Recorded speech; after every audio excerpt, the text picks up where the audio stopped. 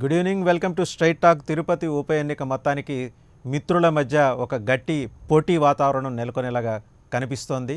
BJP Janasena alliance ఆ ఉమ్మడి అభ్యర్థి కోసం అందరూ ఎదురు చూస్తున్నారు వాస్తవానికి. అయితే బీజేపీ తనకు తానుగా తన అభ్యర్థిని ప్రతిపాదించాలని, అలాగే జనసేన మాత్రం ఖచ్చితంగా తమ అభ్యర్థే ఉండాలని, ఇన్ఫ్యాక్ట్ జనసేనని సపోర్ట్ చేస్తున్న కొన్ని సంఘాలు, కొన్ని ఆర్గనైజేషన్స్ కూడా జనసేన అభ్యర్థి రంగంలోకి నుంచుంటేనే, ఉమ్మడి అభ్యర్థిగా రంగంలోకి నుంచుంటేనే తాము జనసేనకి ఓటేస్తాం, లేకపోతే నోటాకి ఓటేస్తామని హెచ్చరికలు జారీ చేస్తున్న నేపథ్యం ఒకటి కనిపిస్తోంది. మరోపక్క అమిత్ షా పర్యటన రద్దవటం పలు రకాల అనుమానాలకు తావిస్తోంది. షెడ్యూల్డ్గా అయితే ఆయన 5వ తేదీన తిరుపతిలో ఉండాల్సి ఉంది, కాకపోతే ఆయన పర్యటన రద్దయింది. పవన్ కళ్యాణ్ పర్యటన కూడా రద్దయింది. ఈ ఇద్దరి పర్యటన రద్దవటం అనేది ఏమన్నా కొత్త ఈక్వేషన్స్ మారటానికి సహకరిస్తుందా, లేకపోతే ఉమ్మడి అభ్యర్థిని చిట్ట నిమిషంలో ప్రకటించడానికి అవకాశం ఉందా అనే సందేహాలు అయితే విస్తారంగా వస్తున్నాయి, కనిపిస్తున్నాయి కూడా, చాలామందిలో కనిపిస్తున్నాయి. మరోపక్క తెలుగుదేశం కరెక్ట్గా అడ్వాంటేజియస్ పొజిషన్ని తనకు అనుకూలంగా మలుచుకునే ఒక వాతావరణం సృష్టించుకోవడానికి ఎదురు చూస్తుంది. ఒకవేళ మిత్రుల మధ్య ఏమన్నా పొసగకపోతే జనసేనని తన వైపుకు తిప్పుకోవటమో, అంతర్గతంగా జనసేన నుంచోబెట్టే అభ్యర్థికి మద్దతు ఇవ్వటం ద్వారానో తన పంతం నెగ్గించుకోవడానికి టీడీపీ ప్రయత్నిస్తోంది. వైసీపీ నిమ్మళంగా చూస్తుంది అసలు ఏం జరుగుతోంది ఏంటి అనేది. అంటే తాము ఎలాగూ అధికారంలో ఉన్నాం కాబట్టి తమ అభ్యర్థి గెలిచి తీరుతారనే ఒక ధీమా వైసీపీ శ్రేణుల్లో కనిపిస్తున్నప్పటికీ బీజేపీ జనసేన మధ్య నడుస్తున్న ఆ రిఫ్ట్, ఆ చిన్నపాటి సంఘర్షణని మాత్రం వైసీపీ చాలా దగ్గర నుంచి చూస్తుంది. ఈ మొత్తం వాతావరణంలో అసలు గబ్బర్ సింగ్ తన అభ్యర్థికి టికెట్ ఇప్పించుకుంటారా, లేకపోతే బీజేపీ నేత అమిత్ షా ప్రతిపాదించిన అభ్యర్థికి జనసేన వైపు నుంచి మద్దతు ఇప్పిస్తారా? ఈ అంశానికి సంబంధించిన స్ట్రైట్ టాక్లో ఈరోజు మనతో పార్టిసిపేట్ చేస్తున్నారు senior journalist, political analyst doctor Govindaraj Chakradhar. నమస్కారం అండి. అలాగే ఉప్పల్ లక్ష్మణ్, పొలిటికల్ అనలిస్ట్. ఇంకా మేడా సాంబశివరావు, వైఎస్ఆర్సీపీ గుంటూరు పార్లమెంటరీ ఇన్ఛార్జ్, ఆయన కూడా జాయిన్ అయ్యారు. చాలా లేని సాంబశివరావు గారు ఎలా ఉన్నారు? ఇంకా మిట్టా పార్థసారథి గారు, ఎక్స్ బీజేపీ. నమస్తే. మిట్టా పార్థసారథి గారు, బీజేపీ ఎక్స్ ఎమ్మెల్యే, ఆయన కూడా జాయిన్ అయ్యారు. అలాగే జనసేన నాయకులు డాక్టర్ హరిప్రసాద్ కె విజయగోపాల్, యువజన విభాగం నాయకుడు, వీరు కూడా మరి కాసేపట్లో లైవ్లో జాయిన్ అవుతున్నారు. చక్రధర్ గారు నమస్తే. చూసారా, గడిచిన 4 రోజులుగా బీజేపీ జనసేన మధ్య ఒక చిన్నపాటి రిఫ్ట్ ఏర్పడినట్టుగా కనిపిస్తోంది. అవి స్పెక్యులేషనా, లేకపోతే నిజంగానే రిఫ్ట్ ఏర్పడిందా? ఒకవేళ బీజేపీ ప్రతిపాదించిన అభ్యర్థికి ఒకవేళ అభ్యర్థిని ప్రతిపాదిస్తే జనసేన మద్దతు ఇస్తుందా? జనసేన గట్టిగా పట్టుబడితే అమిత్ షా ఒక మెట్టు దిగొస్తారా? మీకేమనిపిస్తుంది? ఇవంత రిఫ్ట్ అనేది ఉందని నేనైతే అనుకోవట్లేదండి. పర్సనల్గాను నాకున్న సమాచారం మేరకు ఏ రకమైనటువంటి రిఫ్ట్ లేదు. సహజంగా 2 పార్టీలు ఉన్నప్పుడు ఎవరికి వాళ్ళు, బీజేపీ వాళ్ళు నేను పోటీ చేస్తే బాగుంటుందని వాళ్ళు అనుకోవచ్చు, జనసేన కూడా మేము పోటీ చేస్తే బాగుంటుందని జనసేన కేడర్ అనుకోవచ్చు. అల్టిమేట్గా ఏమిటంటే అక్కడ గెలుపు గుర్రము ఏది అనేది, బీజేపీ గెలుస్తుందా లేకపోతే జనసేన గెలుస్తుందా, బెటర్ ఆప్షన్, బెటర్ ఛాయిస్ ఏది అనేది ఇక్కడ పాయింట్ మనం దృష్టిలో పెట్టుకోవాల్సిన అంశం ఏంటంటే బెటర్ ఛాయిస్ ఏది అనేది. ఎవరైనా సరే, బీజేపీ వాళ్ళైనా కూడా నేను పోటీ చేస్తే మనం గెలిచే అవకాశాలు ఉన్నాయా, జనసేనకి ఇస్తే జనసేన గెలిచే అవకాశాలు ఉన్నాయా అనేది ఇక్కడ కీలక అంశము. నాకు తెలిసి బీజేపీకి సంబంధించి ఇవాళ నేషన్ వైడ్గా కూడా ఒక యాంటీ బీజేపీ వైఖరి అనేది కామన్ మ్యాన్లో వచ్చేసింది. పోస్ట్ కోవిడ్ నేపథ్యంలో ప్రజలంతా ఇంకా కోలుకోలేదు. సెకండ్ స్పెల్ ఆఫ్ కోవిడ్ వస్తుంది. పైగానేమో పెట్రోలు, గ్యాసు, డీజిల్ ఇవన్నీ ధరలేమో ఎప్పటికప్పుడు ఆకాశాన్ని చుక్కల్ని అంటుతున్నాయి. మరో పక్కనేమో మోడీ గవర్నమెంట్ యాంటీ ఫార్మర్ అనేటువంటి ఒక ముద్ర బాగా వస్తుంది. రైతులను అడ్డుకోవడం కోసం రోడ్ల మీద కూడా ఆ మేకుల్ని నిలిపి చేసిన ఇవన్నీ కూడా ఒక రకమైనటువంటి యాంటీ బీజేపీ వైఖరిని కామన్ మ్యాన్లో ఉంది. కనుక ఈ టైంలో కనుక బీజేపీ ఒక తిరుపతి నుంచి ఉప ఎన్నికే కావచ్చు కానీ నేషనల్ ఇష్యూస్ చాలా నెగిటివ్గా వస్తాయి. అట్లాగే స్టేట్కి సంబంధించినటువంటి విశాఖ చాలా సెంటిమెంట్తో ముడిపడ్డటువంటి విశాఖ ఉక్కు ఇష్యూ ఉంది. అట్లాగే ప్రత్యేక హోదాకు సంబంధించింది పోలవరం ఇష్యూ ఉంది. వీటన్నిటినీ కూడా ఒకవేళ బీజేపీ అభ్యర్థి కానీ బీజేపీ నేతలు కానీ ఓటర్ల దగ్గరికి వెళ్ళినప్పుడు వీటిని క్వశ్చన్ చేసినప్పుడు సంతృప్తికరమైనటువంటి సమాధానం ఇచ్చేటువంటి స్కోప్ అనేది బీజేపీ వాళ్ళకి లేదు కనుక ఈ తరుణంలో బీజేపీ ఒకవేళ పొరపాటున కనుక తిరుపతి నుంచి దిగితే పట్టుబట్టి తామే పోటీ చేయాలనుకుంటే అంటే పర్సనల్గానే నా అభిప్రాయం ఏంటి ఇట్స్ ఏ సూసైడల్ అని అనిపిస్తుంది. వాళ్ళ కూర్చున్న కొమ్మని వాళ్ళే నరుక్కున్నట్టుగా నేను భావిస్తున్నాను. వాళ్ళు నరుక్కుంటే పర్లేదండి, వాళ్ళని నమ్ముకున్నందుకు జనసేన కూడా కింద పడి గాయాలయ్యే ప్రమాదం ఉంది కదా. అంటే నా ఉద్దేశంలో చివరికి ఇది నడుస్తూ ఉంటుంది, తర్జన భర్జనలు అనేవి చివరి ఓకే, మీరు బీజేపీ ప్రతికూలతలు చెప్పారు, జనసేన అభ్యర్థి అయితే జనసేనకు ఉండే అనుకూలతలు ఏంటి చెప్పండి. జనసేన ఫస్ట్ అండ్ ఫార్మోస్ట్ ఆటోమేటిక్గా కరిస్మాటిక్ లీడర్షిప్, మన పవన్ కళ్యాణ్ గారి కరిస్మాటిక్ లీడర్షిప్ ఉంది. తర్వాత రెండోది ఏమిటంటే క్లీన్ ఇమేజ్ అనేది జనసేనకి మేజర్ అడ్వాంటేజెస్ ఈ ఎలక్షన్స్లో క్లీన్ ఇమేజ్ ఒకటి ఉంది. మొన్న పంచాయతీ ఎన్నికల్లో ఫలితాలు మీరు బీజేపీ ఓట్ బ్యాంక్ ఇవన్నీ కంపారిటివ్గా చూసినప్పుడు ఓట్ బ్యాంక్ ఎక్కువగా జనసేనకి ఉంది. తర్వాత పనిచేసే క్యాడర్ కూడానండి, క్యాడర్లో కూడా యూత్ అండ్ మహిళలు ఎక్కడికెక్కడ స్వచ్ఛందంగా వచ్చి పనిచేయటం అనేది చాలా అడ్వాంటేజ్ పొజిషను. ఒక అసెస్మెంట్ ప్రకారం ఇవాళ తిరుపతిలో కనుక ఇట్లా పవన్ కళ్యాణ్ గారు వచ్చి మీరు స్వచ్ఛందంగా పార్టిసిపేట్ చేయండి అంటే ఒక 5,000 మంది జన సైనికులు తమంతట తాము వచ్చి నిలబడి జనసేన అభ్యర్థి తరఫున పోటీలో ప్రచారం చేయడానికి సిద్ధంగా ఉన్నారు. అది చాలా గొప్ప అడ్వాంటేజెస్ పొజిషన్ ఉంది. తర్వాత ఇవాళ యూత్ మహిళలే కాకుండా రైతుల్లో ఒక మేజర్ సెక్షన్ కూడా జనసేన వైపు మొగ్గారు అంటానికి మొన్న పంచాయతీ ఎన్నికలు ఒక ఇండికేషన్ అండి. ఆయన నివార్ తుఫాన్లో నష్టపరిహారం కోసం గట్టిగా ఆయన కూడా ప్రత్యక్షంగా రైతుల కోసం ఆయన జనంలోకి వచ్చి ఆయన కదిలిచ్చాడు కనుక న్యాచురల్గా రైతుల్లో ఒక సెక్షన్ కూడా బాగా జనసేనకి అనుకూలంగా ఉన్నారు కనుక దీనికంటే మించి బలిజ కమ్యూనిటీ సంబంధించి మేమంతా కూడా వాళ్ళు తీర్మానం చేశారు, జనసేన అభ్యర్థి అయితేనే మేము వేస్తాము లేదంటే నోటాకి ఓటేస్తాము అని చెప్పడం అనేది ఇవన్నీ చాలా అనుకూలమైన. మీకు గుర్తుందా కిందటి ఎన్నికల్లో నోటా 3rd ప్లేస్లో ఉంది తిరుపతి చూస్తే కనుక, అంటే బీజేపీ కన్నా కూడా ఎక్కువ ఓట్లు తెచ్చుకున్న సహజం. అది రిజెక్షన్ క్యాండిడేట్స్ నచ్చినప్పుడు ప్రజల్లో కూడా అవేర్నెస్ పెరిగింది. మనకు వాళ్ళు ఇష్టం లేదు వీళ్ళు ఇష్టం లేదన్నప్పుడు తమ అసమ్మతిని ఆ రూపేణ వ్యక్తం చేస్తున్నారు కనుక న్యాచురల్గా రేపు ఆ నోటా ప్రభావం అంటే అది చాలా క్లియర్ సార్. తిరుపతి ఓటరు చాలా జుడిషియస్గా ఆలోచిస్తున్నాడు when compare to the rest of Andhra Pradesh కనుక చూస్తే అది స్పష్టంగా కనిపిస్తుంది. ఇంకోటి కూడా అండి, అంటే రిలీజియస్ ఇష్యూస్ కూడానండి నాకు అనిపించేది ఏంటంటే కొద్దిగా ఈ మధ్య ఆ కాంట్రవర్సీస్ విగ్రహాల ధ్వంసము అది కూడా కొంత వెనకబడ్డదండి. అంటే జగన్మోహన్ రెడ్డి గారు కొంత తిరిగి ఆ రథాన్ని ఓపెన్ చేయటము, అట్లా ఈ విశాఖ స్వామీజీని వచ్చి కలుసుకోవటం, వీటన్నిటి వల్ల ఏమవుతుందంటే కొంత ప్యాచప్ అనేది జరిగింది. అంటే ఆ తీవ్రత అనేది anti religious stand Jaganmohan Reddy సంబంధించి బండి సంజయ్ ప్రతిపాదించిన భగవద్గీత బైబిల్ అంశం అయితే పని చేయకపోవచ్చు అంటారు. అది పనిచేయదు. పైగా మొత్తం మీదండి మామూలుగా ఆలోచించాల్సింది ఏంటంటే నార్త్లో ఉన్నటువంటి ఆ రిలీజియస్ సెంటిమెంట్స్ సదరన్ బెల్ట్కి వచ్చేప్పటికి అంత అగ్రెసివ్ ఉండదండి. ఎప్పుడూ లేవు, ఇప్పుడే హిస్టారికల్గా చూసినా కూడా ఆన్స్లాట్స్ అన్నీ అక్కడ ఉన్నాయి కనుక సో రిలీజియస్గా కూడా ఇప్పుడు బీజేపీకి ఏం పెద్ద అడ్వాంటేజెస్ కాదు, అది కొంత చెప్పబడ్డాయి కనుక.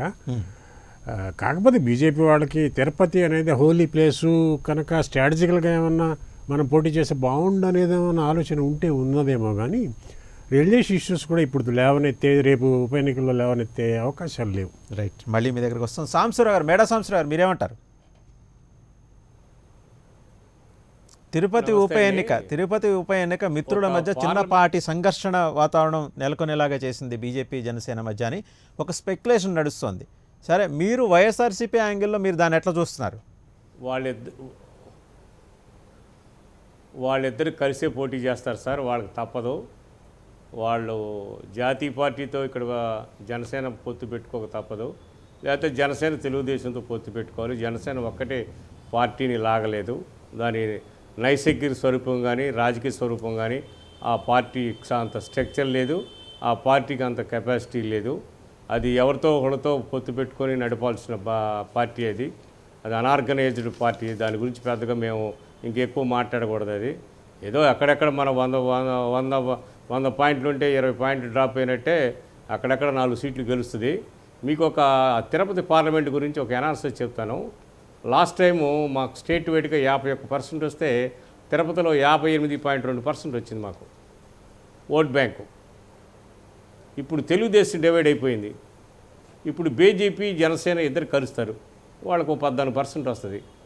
వాళ్ళు మాకు 58 నుంచి మీ లోకల్ పంచాయతీ ఎలక్షన్లో 69% ఓట్ బ్యాంక్ వచ్చింది. గెలవటం 80% గెలిచాం, కానీ ఓట్ బ్యాంక్ 69 నుంచి 70% గెలిచాం. మా పథకాలు కానీ మా సిస్టమ్ కానీ జనానికి మా విధానాలు నచ్చి కానీ 70% దాకా ఓట్ బ్యాంక్ పెరిగింది. ఓటర్స్ గెలవటం పర్సంటేజ్ 81% గెలిచాం, కానీ 69.5%తో ఎన్నికల్లో పంచాయతీల్లో గెలిచాం. సో వాళ్ళకి ఓటు పర్సంటేజ్ ఏముందాడా? చంద్రబాబు నాయుడు 40 నుంచి 30% డ్రాప్ అయ్యాడు. ఆ 10% మేము తీసుకున్నాం, వాళ్ళు జనసేన తీసుకోవాలా. ఇప్పుడు బీజేపీ వచ్చి ఏం చెప్పుద్ది? మేము గ్యాస్ స్తంభం 1000 రూపాయలు చేస్తున్నాం, పెట్రోల్ 100 రూపాయలు చేస్తున్నాం, మీకు హామీలన్నీ అమలుపరచలేదు, మేము 2024 అమలుపరుస్తామని చెప్పుద్దా? ఏం చెప్పుద్ది? వాళ్ళు చెప్పాలి కదా జనానికి. ఒక ఓటర్కి మేము చెబుతున్నాం, మేము 90% హామీలు ఇచ్చాము, 94,500 కోట్ల రూపాయలు మేము జనానికి సబ్సిడీల కింద కానీ హామీలు కానీ ఇచ్చాం, మేము పోలవరం ప్రాజెక్టు కడుతున్నాం, మేము ఇండస్ట్రియల్ డెవలప్మెంట్ చేస్తున్నాం, మేము చెప్పుకుంటున్నాం. వాళ్ళు భారతీయ జనతా పార్టీ ఏం చెప్పుద్ది? మేము కేంద్ర నిధులే కదా 30%, 20% అంటున్నారు. మేము రాష్ట్రం నుంచి పంపించిన డబ్బులే కదా మీరు ఇచ్చేది మేమంటాం. ఇది తేలని అంశం కదా. ఆ డబ్బులు ఆ ముద్ర ₹2 మీద కేంద్ర డబ్బులు రాష్ట్రం డబ్బులు ఏముండవు కదా. మనం ఇచ్చిన డబ్బులే జిఎస్టీ డబ్బులే వాళ్ళు మనకు పంపిస్తున్నారు 42%. అంతకన్నా ఇదేం లేదు కదా. పెద్ద అంటూ మా డబ్బులు ఉన్నాయి, సో అంటే మీరేమనుకుంటున్నారు? మా డబ్బులు ఏమైనాయి? మరి మేము కట్టిన డబ్బులు ఏమైనా? సాంబశివరావు మీరేమనుకున్నారు? Bharatiya Janata party BJP Janasena combined గానే తమ అభ్యర్థి అంటే ఉమ్మడి వాళ్ళు అసలుకి third place sir, Telugu Desam second place అక్కడ. రైట్. మళ్ళీ మీ దగ్గరకు వస్తాం. బీజేపీ నాయకులు మాజీ ఎమ్మెల్యే మిట్టా పార్థసారథి జాయిన్ అయ్యారు. పార్థసారథి గారు నమస్తే అండి. నమస్కారం అండి. పార్థసారథి గారు నమస్తే. అంటే కరెక్ట్గా ఉప ఎన్నిక ఇంకొక నెల రోజుల్లో ఉందనగా, అంటే ఇక డేట్ అనౌన్స్ కావాల్సి ఉంది, ఇంకో దాదాపు ఒక నెల 15 రోజుల్లో ఉందనగా ఒక చిన్నపాటి ఘర్షణ వాతావరణమో లేకపోతే మనస్పర్ధలో పొరపచ్చాలో ఏదో బీజేపీ జనసేన మధ్య వచ్చినట్టుగా ఒక స్పెక్యులేషన్ నడుస్తోంది. ఈ క్రమంలో బీజేపీ తానే అభ్యర్థిని ప్రతిపాదిస్తుందా, లేకపోతే ఒకవేళ పవన్ కళ్యాణ్ సూచించిన జనసేన అభ్యర్థిని నుంచోబెట్టే ఆలోచనలో ఉందా? అంటే ఏమన్నా ఒక మెట్టు అటు ఇటు తగ్గటం ఎక్కటం అట్లాంటివి ఏమన్నా ఉంటాయా? మిత్రుల మధ్య అండర్స్టాండింగ్స్ ఉంటాయా? సార్, ఇప్పుడు స్పెక్యులేషన్ నడుస్తోంది అని మీరే చెప్పారు. స్పెక్యులేషన్ క్రియేట్ చేసే వాళ్ళు కూడా ఎవరు అనేటువంటిది ప్రజలందరికీ కూడా తెలుసు. దీంట్లో రాజకీయంలో ఇవన్నీ ఎత్తుగడలు అనేటువంటివి రకరకాలుగా ఉంటాయి. సో కొంతమంది డైరెక్ట్ గా ఎత్తుగడలు వేస్తారు, కొంతమంది మీడియాను అడ్డం పెట్టుకుంటారు, కొంతమంది రకరకాల అక్కడ ఉండేటువంటి పార్టీ నాయకుల్ని అడ్డం పెట్టుకుంటారు, రకరకాల ప్రయత్నాలు చేస్తారు. ఒకటైతే వాస్తవం, భారతీయ జనతా పార్టీ మాత్రం జనసేనతో పొత్తు ఉన్నటువంటి మాట వాస్తవం. ఉమ్మడి అభ్యర్థి అక్కడ వస్తాడు అనేటువంటిది క్లియర్. దాంట్లో సెకండ్ థాట్ లేదు. అంటే దాంట్లో ఎవరికి సెకండ్ థాట్ లేదండి. అంటే తాము ప్రతిపాదించిన అభ్యర్థి కోసం ఇద్దరూ పట్టుబట్టే అవకాశాలు ఉన్నట్టుగా వాతావరణం కనిపిస్తోంది. ఎందుకంటే మీ నాయకుడి పర్యటన రద్దయింది, పవన్ కళ్యాణ్ పర్యటన రద్దయింది.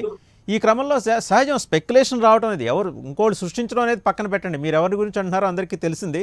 ఇక్కడ ఈ ఫ్రేమ్లో లేని వాళ్ళు ఆ స్పెక్యులేషన్ సృష్టించడంలో సిద్ధాస్తులైన విషయం అందరికీ తెలిసింది. కాకపోతే ఏంటంటే అటువంటి ఒక వాతావరణానికి ఒక అవకాశం ఉంది కాబట్టి ఈ క్రమంలో పట్టు విడుపులు ఉంటాయా, లేకపోతే మంకు పట్టుతోనే పోతారా అని?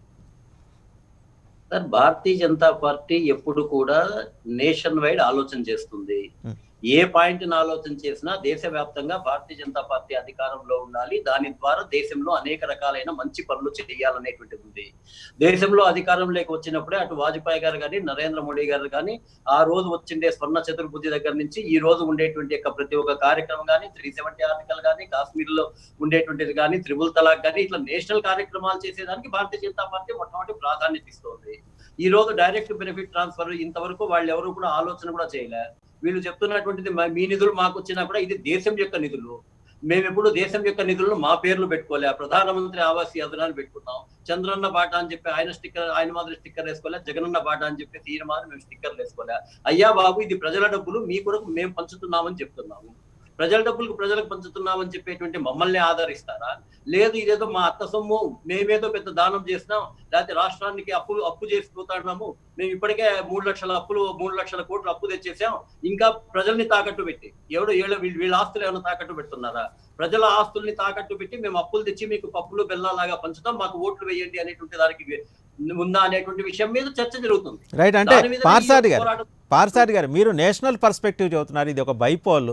ఈరోజు రాష్ట్రానికి సంబంధించిన 3 కీలకమైన అంశాలు తెర మీదకి వచ్చాయి. విశాఖ ఉక్కు, ఆంధ్రుల హక్కు అనే నినాదంతో ఏర్పడిన విశాఖ ఉక్కు సెంటిమెంట్కి సంబంధించిన వ్యవహారం.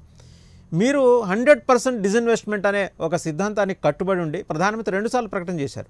100% డిజిన్వెస్ట్మెంట్, అందులో వెనక్కి తగ్గేది లేదు అని. ఒక ఉద్యమం అది 32 మంది ప్రాణాలు పోగొట్టుకున్న తర్వాత ఏర్పడిన విశాఖ స్టీల్ ఫ్యాక్టరీ డిజిన్వెస్ట్మెంట్ అనేది భావోద్వేగాలతోటి ఎమోషన్స్తో కూడుకున్న అంశాన్ని విస్మరించి మీరు ప్రచారానికి వెళ్తే మీకు అక్కడ ఆదరణ లభిస్తుందని మీరు అనుకుంటున్నారా? సార్, జన్ధన్ ఖాతాలు ఇచ్చినప్పుడు ఆదరణ వస్తుందని ఎవరైనా అనుకున్నారా? నోట్ల రద్దు చేసినప్పుడు ఆదరణ వస్తుందని ఎవరైనా అనుకున్నారా? ట్రిపుల్ తలాక్ ఇచ్చినప్పుడు ఆదరణ వస్తుందని ఎవరైనా అనుకున్నారా? కాశ్మీర్లో 370 ఆర్టికల్ తీసేసినప్పుడు ఆదరణ నేను అనేది అదేనండి. మీరు నేషనల్ పర్స్పెక్టివ్తో మాట్లాడుతున్నారు. ఒకవేళ మీరనేది ఒక్క నిమిషం పార్సాటి గారు, మీరనేది సార్వత్రిక ఎన్నికలు ఉన్నప్పుడు మీరన్న ప్రతి అంశము వస్తుంది, పరిగణలోకి వస్తుంది.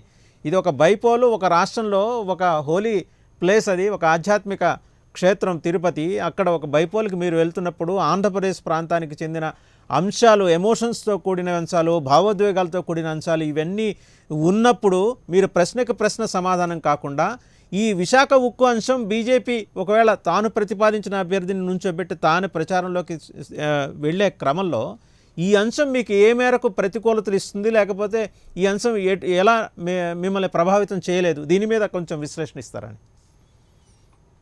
నా వరకు భారతీయ జనతా పార్టీ ఆలోచన విధానం, మేము ఇంటింటికి వెళ్ళి వాస్తవాన్ని క్యాన్వాస్ చేయగలిగినటువంటి యొక్క మహత్తరమైన తర్వాత మాట్లాడమనండి. ప్రతి మనిషికి నాకు ఒక నిమిషం సాంబశివరావు గారు మీ దగ్గరకు వస్తాను. ముందు పార్సాటి గారిని మాట్లాడి. సాంబశివరావు గారు మీరు ప్లీజ్ వెయిట్. సార్, రకరకాలుగా మీడియా ప్రచారం చేయని, పార్టీలు ప్రచారం చేయని, ఏమన్నా చేయని, మా యొక్క దేవదుర్లభ గణం అనేటువంటి యొక్క భారతీయ జనతా పార్టీ కార్యకర్తలు ఇంటింటికి వెళ్ళి మేము ప్రచారం చేస్తాం. మీరు చెప్తున్నటువంటి ఈ యొక్క విశాఖ ఉక్కుకు సంబంధించి కూడా మీరు అనుకున్నటువంటి భావోద్వేగాలు ఉండేటువంటి వాట, దాని గురించి నేను అనుకోవట్లేదండి. ఇది ప్రజల భావోద్వేగం, ఇట్స్ నాట్ మైన్ అండి. ప్రజల భావోద్వేగం మాత్రమే నేను మీతో షేర్ చేస్తున్నాను. ఇది నా ఒక్కడి వ్యక్తిగత అభిప్రాయం కాదు. నేను మిమ్మల్ని అనడం లేదు, ప్రజలు అనుకుంటున్నది. వాళ్ళకి వాస్తవాలు తెలియజేయగలిగినప్పుడు డెఫినెట్ గా మా వైపు వస్తారనే నమ్మకం మాకుంటుంది. భారతీయ జనతా పార్టీ సిద్ధాంతపరంగా ఆలోచన చేస్తుంది తప్ప ఓట్ల కోసం రాజకీయం మాత్రం చెయ్యదు.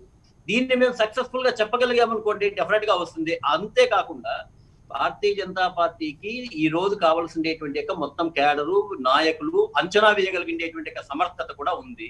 కాబట్టి అక్కడ జనసేనకు మంచిది అనుకుంటే జనసేన, బీజేపీకి మంచిది అనుకుంటే బీజేపీ ఇస్తుంది. ఇక్కడ ఉమ్మడిగా ఉన్నప్పుడు భారతీయ జనతా పార్టీ గెలుస్తుందా, జనసేన గెలుస్తుందా అనేటువంటిది కాదు. భారతీయ జనతా పార్టీ, జనసేన ఉమ్మడి అభ్యర్థి గెలుస్తాడా లేదా అనేటువంటిది వాస్తవం. ఆ దేవుని గెలిచి మేము శత విధాల ప్రయత్నం చేస్తాం, ప్రజల దగ్గరికి వెళ్తాం. కాబట్టి ఎవరు మంచిదా కాదనేటువంటిది పార్లమెంటరీ పార్టీ నిర్ణయించేటువంటిది. దాంట్లో పవన్ కళ్యాణ్ గారు కూర్చుంటారు, ఇక్కడ ఉండే నాయకులు కూర్చుంటారు, సెంట్రల్ పార్టీలో కూర్చొని ఏదైతే మంచిది అని నిర్ణయం తీసుకుంటారు. ఆ నిర్ణయం వచ్చేంత వరకు మనం వేచి చూడాల్సిందే తప్ప అందరి యొక్క అభిప్రాయాలు తీసుకుంటారు పార్టీ. కాబట్టి అది వచ్చినప్పుడు తప్పనిసరిగా ఉంది. అయితే నాకు నమ్మకం ఉంది, మేము ఇప్పటికే 1 month గా దాదాపుగా 800 మంది కార్యకర్తలు గ్రామాల్లో మేము తిరిగాం. మీరు అనుకున్నటువంటి అంటే మీరంటే మళ్ళీ మీరు కాదండి, ప్రజలు అనుకున్నటువంటి భావోద్వేగాల కన్నా నరేంద్ర మోడీ గారి మీద దాదాపుగా 63% విశ్వాసాన్ని వాళ్ళు చాలా మంది ప్రకటించారు. మేము సపరేట్ సర్వేలు చేశాం. వీళ్ళు చెప్పిండేటి ఒక్కటి పనిచేయదు. పంచాయతీ ఎన్నికల్లో డిఫరెంట్ గా ఉంటుంది, మున్సిపల్ ఎన్నికల్లో డిఫరెంట్ ఉంటుంది, నేషనల్ ఎన్నికే ఇది. ఉప ఎన్నికైనా కూడా ఇది ఎంపీ కొరకు ఎన్నిక. అందరూ అక్కడ మాకు వస్తాండేటువంటి వాళ్ళు ఆలోచన చేస్తున్నది ఏంటంటే, ఇంతమంది ఉన్నారు సార్, ఏమీ చెయ్యలేదు, కనీసం బీజేపీ ఎంపీ ఇక్కడ ఉంటే మా తరఫున బాగా పోరాడతారు కాబట్టి బీజేపీ ఎంపీకి ఒక ఓటు ఇస్తే ఏం అవకాశం ఉంది, 23 ఎంపీలు ఉన్నటువంటి వైఎస్ఆర్సీపీ ఏమి చేయలేకపోతుంది, రాష్ట్రం గురించి ఏం మాట్లాడడం లేదు, వీళ్ళు కూడా రాష్ట్రం గురించి మాట్లాడలేదు, పార్లమెంట్ లో మాట్లాడుకున్న, అసెంబ్లీలో మాట్లాడుకున్న, ఎప్పుడు వాళ్ళు కొట్లాడుకునేకి సరిపోతుంది. రాష్ట్రం యొక్క విషయాలు ఈ 2 పార్టీలు కూడా ఏమాత్రం కూడా ప్రతిబింబించలేదు అనేటువంటి భావన ప్రజల్లో ఉంది. ఆ భావనే మమ్మల్ని గెలిపిస్తారు. రైట్. పార్సాటి గారు మళ్ళీ మీ దగ్గరకు వస్తాం. ఇప్పుడు doctor Hariprasad, Janasena PSC member Tirupati నుంచి, వారు కూడా జాయిన్ అయ్యారు. హరిప్రసాద్ గారు నమస్తే అండి. హరిప్రసాద్ గారు నమస్తే. హరిప్రసాద్ గారు చూస్తున్నారు కదా, అంటే అటు బీజేపీ ముఖ్య నేత పర్యటన, ఇటు మీ నాయకుడి పర్యటన 2 కూడా వాయిదా పట్టమో రద్దవటమో అనే ఒక పరిస్థితి ఉన్న నేపథ్యంలో ఏదో చిన్నపాటి పొరపచ్చాలు, మనస్పర్ధలు ఉన్నట్టు ఒక స్పెక్యులేషన్ నడుస్తుంది. అంటే అటువంటి వాయిదాలు పట్టడం అనేది ఈ స్పెక్యులేషన్కి దారి తీసింది. దానికి గల కారణం కూడా నేను చెప్తున్నాను. పర్యటనలు వాయిదా పట్టడం అంటే ఎవరైనా ఒక మెట్టు దిగటము, లేకపోతే ఒక మెట్టు ఒకంత సర్దుకుపోవటం అనేది ఉంటుందా, లేకపోతే మేము ప్రతిపాదించిన అభ్యర్థి మాత్రమే ఉమ్మడి అభ్యర్థిగా రంగంలో ఉండాలని జనసేన పట్టుబట్టే అవకాశం ఉంది. ఎందుకంటే ఇప్పటికే కొన్ని సంస్థలు, కొన్ని ఆర్గనైజేషన్స్ ఒక పిలుపునిచ్చాయి. ఏమని, ఒకవేళ జనసేనకు సంబంధించిన అభ్యర్థిని ప్రతిపాదించకపోతే ఆ సెక్షన్స్, ఆ వ్యవస్థలు సంబంధించిన వారు నోటాకే ఓటేస్తారు, బీజేపీ ప్రతిపాదించిన అభ్యర్థికి ఓటేసే ప్రసక్తి లేదని ఒక తీర్మానం చేసుకుంటూ వచ్చాయి. అటు మన తిరుపతిలో, నిన్న విజయవాడలో కూడా ఇదే రకంగా జరిగింది. ఈ క్రమంలో మీ స్టాండ్ ఎలా ఉండబోతోంది, మీ మూవ్ ఎలా ఉండబోతోంది హరిప్రసాద్ గారు? వాసుదేవ్ గారు, ముఖ్యంగా మీరే అన్నారు స్పెక్యులేషన్ అని చెప్పి. మా పవన్ కళ్యాణ్ గారు చాలా కరెక్ట్గా ఆయన ఈ యొక్క విషయంపై ఎంపీ ఎవరు అభ్యర్థి నిలబడాలి, ఎవరు గెలవాలని మా పిఎస్సి మెంబర్స్ అందరితో కూడా పోయిన నెల 21 నుంచి 23 వరకు ఆయన తిరుపతిలో మీటింగ్ చేసి రాష్ట్రంలో ఉన్న ప్రతి పిఎస్సి మెంబర్తో కూడా దాదాపు 4 గంటల చర్చ జరిగింది. ఈ 4 గంటల చర్చల్లో మేమందరం కూడా పిఎస్సి మెంబర్లు పవన్ కళ్యాణ్ గారిని మన జనసేన అభ్యర్థి ఉంటే బాగుంటుందని చెప్పి సజెస్ట్ చేయడం జరిగింది. అందరూ కూడా జనసేన అభ్యర్థి ఉండి మనం ఖచ్చితంగా ఎలక్షన్లో మనకు బలమైన సపోర్ట్ ఇక్కడ ఉంది. 7 నియోజకవర్గాల్లో ఖచ్చితంగా పవన్ కళ్యాణ్ గారు పర్యటన చేసి నిలబడితే ఖచ్చితంగా విజయం వచ్చే అవకాశాలు ఎక్కువ ఉన్నాయని చెప్పి స్టాటిస్టిక్స్తో కూడా మేము అన్ని విషయాలు దాదాపు 4 నుంచి 5 గంటలు మా పిఎస్సి చైర్మన్ గారు, మా ప్రెసిడెంట్ గారితో ప్రతి పిఎస్సి మెంబర్ డిస్కస్ చేయడం జరిగింది. అడ్వాంటేజెస్ ఏమి, మనకున్న అడ్వాంటేజెస్ ఏమి, బీజేపీకి ఉన్నాయని. కానీ ముఖ్యంగా ఏది ఏమైనా కూడా మన బలం మనం చెప్తాం. అలాగే బీజేపీ వాళ్ళు కూడా మేము ఇక్కడ ఆల్రెడీ ఒకసారి గెలుచున్నాం. ఇందాకే మన మిత్రులు కూడా చెప్తున్నారు, ఇక్కడ ఒకే ఒక బీజేపీ అభ్యర్థి వస్తే ఎంపీ ఉంటారు, రాష్ట్రం గురించి మాట్లాడే అవకాశం ఉంటుందని చెప్తారు. కానీ ఇవన్నీ కూడా మేమైతే జనసేన పార్టీలో పిఎస్సి మెంబర్స్ అందరూ కూడా ఈ అవకాశాన్ని మనం తీసుకోవాలా అనే ఒక చర్చలో మా నాయకుడికి విన్నవించడం జరిగింది. ఏది ఏమైనా మా నాయకులు పవన్ కళ్యాణ్ గారు చాలా ఒక మంచి దృక్పథంతో చాలా దూర ఆలోచనలో ఉంటారు. ఇప్పుడు మనము మా పార్టీ పెట్టినప్పుడు కూడా రేపు అధికారంలోకి రావాలి అని పవన్ కళ్యాణ్ గారు ఏ రోజు చెప్పలేదు. మన సిద్ధాంతపరంగా పార్టీని బిల్డప్ చేద్దాం, మన వైపు ప్రజలు చూసే రోజు వస్తుంది అన్నారు. ఆ రోజు చాలా దూరంగా ఉందన్నారు. కానీ ఆ రోజు మన పంచాయతీ ఎలక్షన్లో చాలా దగ్గరగా ఉందని ఆయన అంచనాలు సార్ అన్నా కూడా పవన్ కళ్యాణ్ సార్ ఏదైతే చెప్పారో అది ప్రజలు ఆల్రెడీ స్వాగతిస్తున్నారు జనసేన పార్టీని. మీరే చూశారు, దాదాపు పంచాయతీ 25% హరిప్రసాద్ గారు అంటే beyond the expectations of your leadership మీరు 29% సెక్యూర్ చేసుకున్నారు పంచాయతీ ఎలక్షన్స్లో. ఏది మీరు పోటీ చేసిన స్థానాలు అంటే మీరు పోటీ చేయడానికి వెసులుబాటు ఉన్న పర్సంటేజ్ అవుట్ ఆఫ్ 13,000 గ్రామ పంచాయత్స్లో మీకు ఒక 20-25% వరకే పోటీ చేయడానికి మీకు వెసులుబాటు కలిగింది. అందులో మీరు యూ హ్యావ్ సెక్యూర్డ్ 5.96%. అంటే అది 100% చేసుకుంటే 29% కరెక్టే. చేసుకున్న తర్వాత సహజంగానే మీ నమ్మకం ఇనుమడించి ఉండాలి, పెరిగి ఉండాలి. ఈ క్రమంలో అంటే పార్లమెంట్లో జనసేనకి సంబంధించిన ఒక సభ్యుడు ఉండాలి, జనసేన నుంచి గెలిచిన వాడు సభ్యుడు ఉండాలి అని చెప్పే ఆకాంక్ష అయితే తిరుపతి పార్లమెంటు పరిధిలో ఉన్న జన సైనికులకి చాలా బలంగా ఉన్నది. 22 మంది వైఎస్ఆర్సీపీ ఎంపీలు, 2 తెలుగుదేశం ఉండగా ఇంకొక అభ్యర్థి మన జనసేన అభ్యర్థి అయితే బాగుంటుందనే ఒక ఆకాంక్ష అయితే చాలా బలంగా వచ్చిన నేపథ్యంలో సరే మీకు రకరకాల ఒత్తిళ్ళు ఉంటాయి. బీజేపీకి జాతీయ నాయకత్వం వైపు నుంచి ఒత్తిడి ఉంటుంది, ఒక రిలీజియస్ ప్లేస్ నుంచి బీజేపీ ఎంపీ ఉంటే బాగుంటుంది, వారణాసిలో ఉండలేదా లేకపోతే ఇంకో చోట ఉండలేదా, ఇలాంటి రిలీజియస్ ప్లేస్ నుంచి ఉండలేదా అని ఒక కొత్త వాదన తీసుకొచ్చి మిమ్మల్ని కన్విన్స్ చేసే ఒక ప్రయత్నం చాలా బలంగా నడుస్తుంది. ఓపెన్గా మీరు దాన్ని అంగీకరించకపోవచ్చు కానీ నడుస్తుంది. ఈ క్రమంలో మీ పట్టుదల ఎంతవరకు మీరు నిలుపుకోగలుగుతారు? ఎంతవరకు మీ పట్టుదల నడిచినా ఏం నడిచినా మా నాయకులు పవన్ కళ్యాణ్ గారికి మేమందరం కూడా జనసేన పార్టీ పిఎస్సి మెంబర్స్ అందరూ కూడా ఆ రోజు మీటింగ్లో చాలా అందరూ విన్నవించడం జరిగింది. మన యొక్క స్ట్రెంత్ ఏంటి, మనం వెళ్తే ఈరోజు పవన్ కళ్యాణ్ గారు ఈ యొక్క 7 నియోజకవర్గాల్లో పర్యటన చేస్తే గెలుపు తథ్యంగా ఖచ్చితంగా జనసేన ఎంపీ అభ్యర్థి గెలిచే అవకాశాలు ఉన్నాయని మేము చాలా గట్టిగా మాట్లాడడం జరిగింది. పవన్ కళ్యాణ్ గారు కూడా ప్రతి ఒక్క మాట విన్నారు. ఆయన చెప్పాను దాదాపు 6 గంటలు మా డిస్కషన్స్ అంతా విన్న తర్వాత మేము కూడా మా నాయకుడితో, ఎందుకంటే మా నాయకుడు ఆల్వేస్ బాస్ ఇస్ రైట్ అన్నట్టు మా నాయకుడి యొక్క డెసిషన్కే మేము వదిలేము. మా నాయకులు ఏ నిర్ణయం తీసుకున్నా కూడా ఖచ్చితంగా ఒకవేళ మాకు జనసేన అభ్యర్థి ఉంటే మేము ఎంత కష్టపడతామో, ఒకవేళ జనసేన బీజేపీ ఉమ్మడి అభ్యర్థి బీజేపీకి సీటు వస్తే దీనికి రెండింతలుగా కష్టపడి ఈ సీటు జనసేన పార్టీ అలాగే పవన్ కళ్యాణ్ గారి ద్వారానే గెలిచింది అనే విధంగా కూడా మాకు ప్రూవ్ చేసుకునే అవకాశం వచ్చింది. కాబట్టి బీజేపీకి వచ్చినా మాకు ఆనందమే, మేము వచ్చినా మాకు ఆనందమే. ఖచ్చితంగా మా నాయకులు మాత్రం ఈ యొక్క సీటును గెలిపించి మాకొస్తే మేము గెలిచి బీజేపీకి చూపిస్తాం, లేదు బీజేపీ అభ్యర్థికి వస్తే బీజేపీ అభ్యర్థి గెలిచి అది గిఫ్ట్గా ప్రధానమంత్రి గారికి ఇచ్చే విధంగా జనసేన పార్టీ శ్రేణులు కానీ పవన్ కళ్యాణ్ గారు కానీ అడుగు ముందుకు వేయాలని నిర్ణయం తీసుకున్నాం. ఖచ్చితంగా ఈరోజు జనసేన బీజేపీ ఉమ్మడి అభ్యర్థి ఎవరైనా కావచ్చు, అది జనసేన అభ్యర్థి కావచ్చు లేకపోతే భారతీయ జనతా పార్టీ అభ్యర్థి కావచ్చు, ఖచ్చితంగా విజయం వైపు మేము వెళ్తాం. మాకొస్తే ఆ విజయం మాదని చూపిస్తాం. ఒకవేళ భారతీయ జనతా పార్టీకి వస్తే ఆ విజయాన్ని తీసుకెళ్లి భారతీయ జనతా పార్టీ ప్రధానమంత్రి గారి మోడీ గారికి అభ్యర్థి గెలిపించి మా నాయకుడి ద్వారా తీసుకుని కాన్ఫిడెన్స్ మాకుంది. కానుక అందిస్తాం.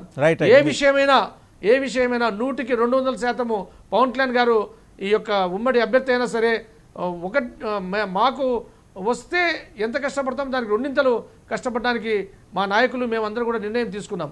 రైట్. పార్సాది గారి దగ్గరకు ఒకసారి మళ్ళీ వస్తాను మీ దగ్గరికి. హరిప్రసాద్ గారు, పార్సాది గారు, ఒక చిన్న ప్రశ్న అండి. 2019 ఎలక్షన్స్లో మీకు నోటాకు వచ్చిన ఓట్ల కన్నా మీకు తక్కువ శాతం ఓట్లు వచ్చినాయి. పంచాయతీ ఎన్నికల్లో కూడా మీరు చిత్తూరు జిల్లాలో కానీ ప్రత్యేకించి తిరుపతి పార్లమెంట్ నియోజకవర్గ పరిధిలో ఉన్న గ్రామ పంచాయతీల్లో కానీ మీ పర్ఫార్మెన్స్ పెద్దగా లేదు. మరి ఏంటి కాన్ఫిడెన్స్ మీకు? అంటే ఒకవేళ మీ అభ్యర్థి కనుక రంగంలో ఉంటే ఏంటి నోటా కన్నా తక్కువ ఓట్లు తెచ్చుకున్న బీజేపీ తన అభ్యర్థిని ప్రతిపాదించి రంగంలోకి దింపితే ఏ రకమైన నమ్మకం, విశ్వాసం మీకుంది మీరు దాన్ని గెలుచుకొని వస్తామని? సో మొట్టమొదట నేను హరిప్రసాద్ గారికి ధన్యవాదాలు చెప్తాను. ద రియల్ జనసేన యొక్క సెన్స్ ని వారు ప్రతిబింబించారు.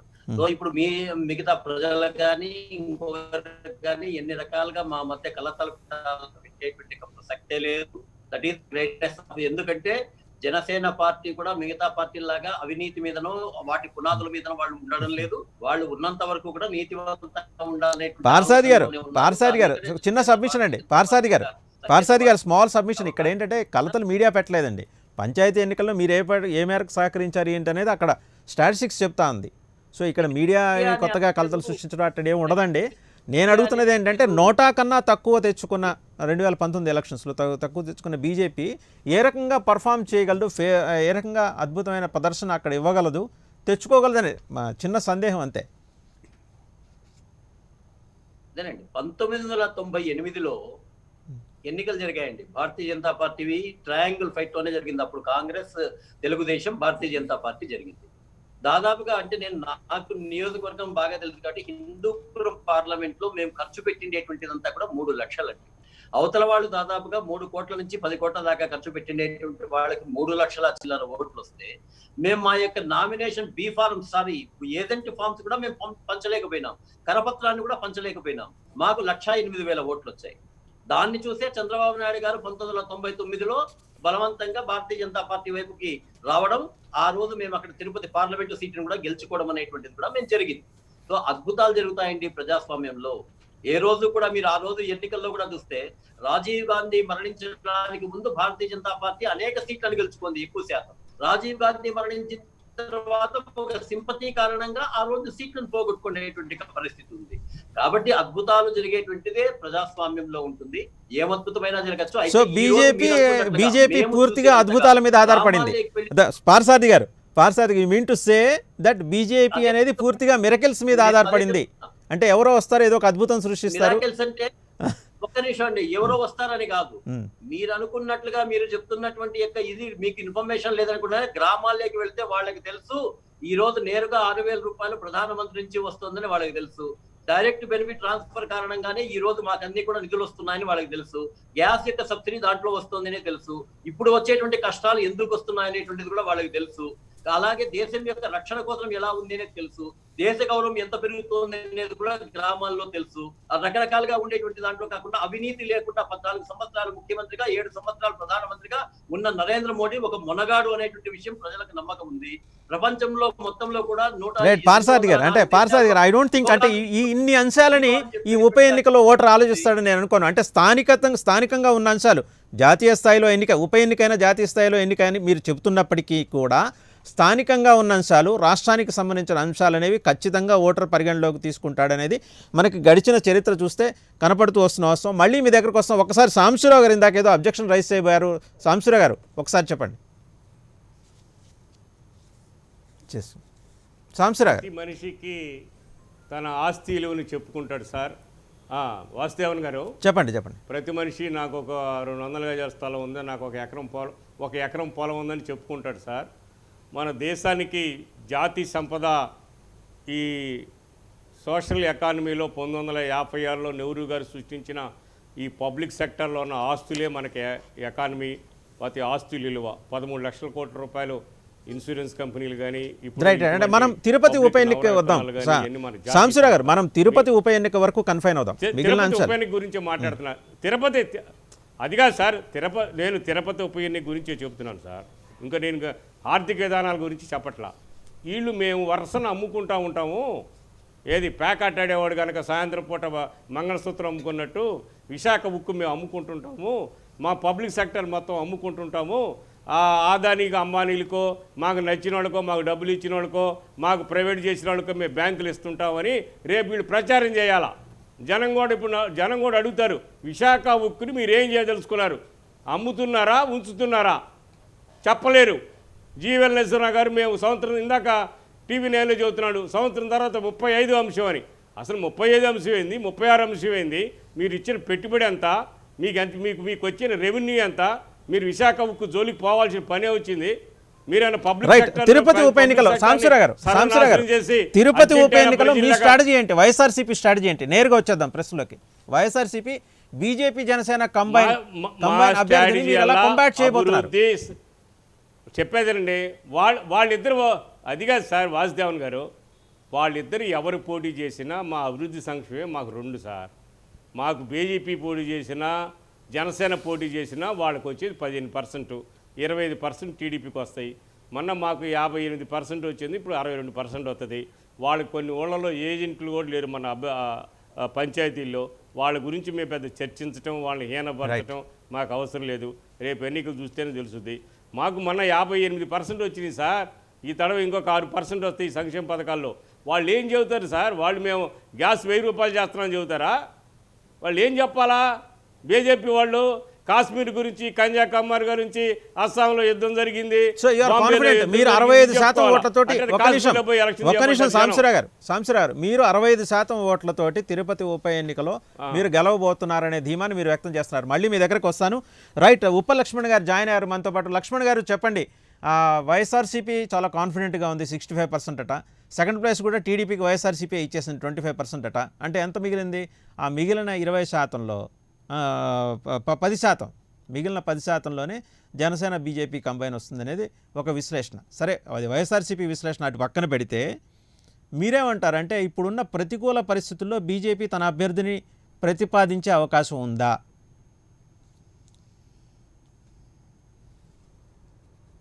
లక్ష్మణ్ గారు మీ ఆడియో మ్యూట్లో ఉన్నట్టుంది. మళ్ళీ మీ దగ్గరకు వస్తాం. మెరుపుల మహేష్ కూడా జాయిన్ అయ్యారు. మెరుపుల మహేష్ చిత్తూరు జిల్లా కాపు సంక్షేమ సేన అధ్యక్షులు. మహేష్ గారు చెప్పండి, ఇప్పుడు గ్రౌండ్ రిపోర్ట్ ఏంటి అక్కడ? ఎందుకంటే ఇటీవల కాలంలో కొంత చిన్నపాటి మనస్పర్ధ ఏర్పడినట్టుగా తెలుస్తోంది మహేష్.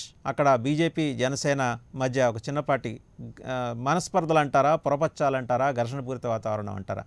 ఎందుకంటే ఎవరికి వాళ్ళు తమ అభ్యర్థినే నుంచోబెట్టుకోవాలని, మరోపక్క కొన్ని చోట్ల కొన్ని ఆర్గనైజేషన్స్ జనసేన అభ్యర్థిని నుంచోబెట్టకపోతే నోటాకు ఓటేస్తాం. ఎందుకంటే తిరుపతికి ఆ 2019 ఎలక్షన్ రిజల్ట్ చూస్తే బీజేపీ అభ్యర్థి కన్నా కూడా నోటాకి ఎక్కువ వచ్చిన పరిస్థితి. నోటా ప్రభావం తిరుపతిలో చాలా ఎక్కువగా ఉన్నట్టు అనిపిస్తుంది. మీరేమంటారు? సార్, ముందుగా అక్కడ ఉన్న ప్యానల్ సభ్యులందరికీ కూడా నమస్కారాలు తెలియజేసుకుంటున్నాను సార్. మాకు ఈ అవకాశం ఇచ్చిన ప్రైమ్ 9 యజమానానికి, ముఖ్యంగా మీకు వాసుదేవన్ సార్ గారికి మా ప్రత్యేక ధన్యవాదాలు. ఇప్పుడు చూస్తున్నాం సార్, గత ఒక 20 minutes గా డిబేట్ ని కంటిన్యూగా ఫాలో అవుతున్నాము. సో మీరు అన్నట్టు ఇక్కడ బీజేపీకి జనసేనకి ఏదన్నా డిఫరెన్సెస్ వచ్చింది అంటే ఆ రెండు పార్టీలు అది చూసుకుంటుంది, అది వాళ్ళ యొక్క అంతర్గత విషయము. సో ఇంకోటి ఏంటంటే, ఇంతసేపు డిబేట్ లో ఇక్కడ ఒక కీలకమైన విషయాన్ని మీకు ఇక్కడ ప్రస్తావించాలనుకుంటున్నాను సార్. రైట్. మేము ఒక కాపు సంక్షేమ సేన ప్రతినిధిగా ఇక్కడ దాదాపు 15 లక్షల మంది తిరుపతిలో ఓటర్లు ఉన్నారు. అందులో దాదాపు 2.5 లక్షల మంది బలిజ కులస్తులు ఉన్నారు సార్ ఇక్కడ. సో వీళ్ళు ఖచ్చితంగా డిసైడింగ్ ఫ్యాక్టర్స్ అవుతారు. అది జనసేన, బీజేపీ, తెలుగుదేశం, వైసీపీ అన్ని పార్టీలు ఉన్నప్పటికీ కూడా ఈ యొక్క 2.5 లక్షల మంది బలిజ వాళ్ళు ఎవరైతే ఉన్నారో వీళ్ళు డిసైడింగ్ ఫ్యాక్టర్స్ అవుతారు ఇక్కడ, మెయిన్ పాయింట్.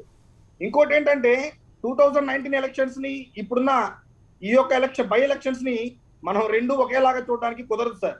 లేదు, ఐ నో దట్ అంటే రెండింటిని మనం ఒకేలాగా చూడం, కానీ పరిస్థితులు అంత వేగంగా మారిపోయిన నేపథ్యం కూడా అక్కడేం లేదండి మహేష్. అవునవును సార్. ఇక్కడ ఏంటంటే సార్, ఇక్కడ మా సైడ్ నుంచి మా ప్రత్యేక డిమాండ్లు ఏంటంటే, మేము మా కాపు సంక్షేమ సేన అధినేత జోగయ్య గారు కూడా 2 సార్లు ముఖ్యమంత్రి గారికి కాపుల్ని బీసీలో చేర్చమని చెప్పి 2 సార్లు లేఖ రాయడం జరిగింది. ప్రతి కాపు ఎమ్మెల్యేకి లేఖ రాయడం జరిగింది. అదేలాగా ప్రతి కాపు మినిస్టర్కి లేఖ రాయడం జరిగింది. అదేలాగా తెలుగుదేశం నాయకుడు గారికి రాయడం జరిగింది, బీజేపీ వాళ్ళకి రాయడం జరిగింది, రాష్ట్రంలో ఉన్న అన్ని పార్టీల వాళ్ళకి రాస్తే దీని మీద సానుకూలంగా కొంచెం స్పందిస్తూ కళ్యాణ్ గారు మాత్రం, జనసేన అధినేత మాత్రం మాకు ఒక అపాయింట్మెంట్ ఇచ్చి దీనికి నేను కృషి చేస్తానని చెప్పడం, మేము ముందుగా జనసేన అధినేత గారికి మేము కృతజ్ఞతలు తెలియజేసుకుంటున్నాం సార్. ఇక్కడ దాదాపు ఒక చిన్న, ఇది నేను మళ్ళా హిస్టరీ అని కాకుండా 1914 నుంచి 56 వరకు బీసీలో ఉన్న కాపులు, ఇక్కడున్న బలిజలు బీసీలో ఉన్నారు.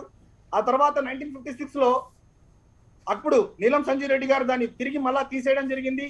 61 నుంచి 66 వరకు మళ్ళా దామోదర్ సంజీవయ్య గారు తిరిగి మళ్ళా మాకు రిజర్వేషన్స్ ఇవ్వడం జరిగింది సార్. రైట్. అంటే ఇదంతా Mahesh, as you rightly said ఇదంతా కూడా అన్ని పార్టీల ముఖ్యమైన నాయకులకి, ప్రత్యేకించి రాయలసీమ ప్రాంతంలో ఉన్న వాళ్ళందరికీ కూడా దీని మీద స్పష్టమైన అవగాహన. నేననేది ఏంటంటే, మీకు ఏ రకమైన ఇన్సూరెన్స్ దొరికింది జనసేన నుంచి కానీ, లేకపోతే ముఖ్యమంత్రిని కూడా మీరు కలిసే ప్రయత్నం చేస్తుంటారు, జగన్మోహన్ రెడ్డి గారిని కూడా, వారేమన్నా మీకు హామీ ఇచ్చారా?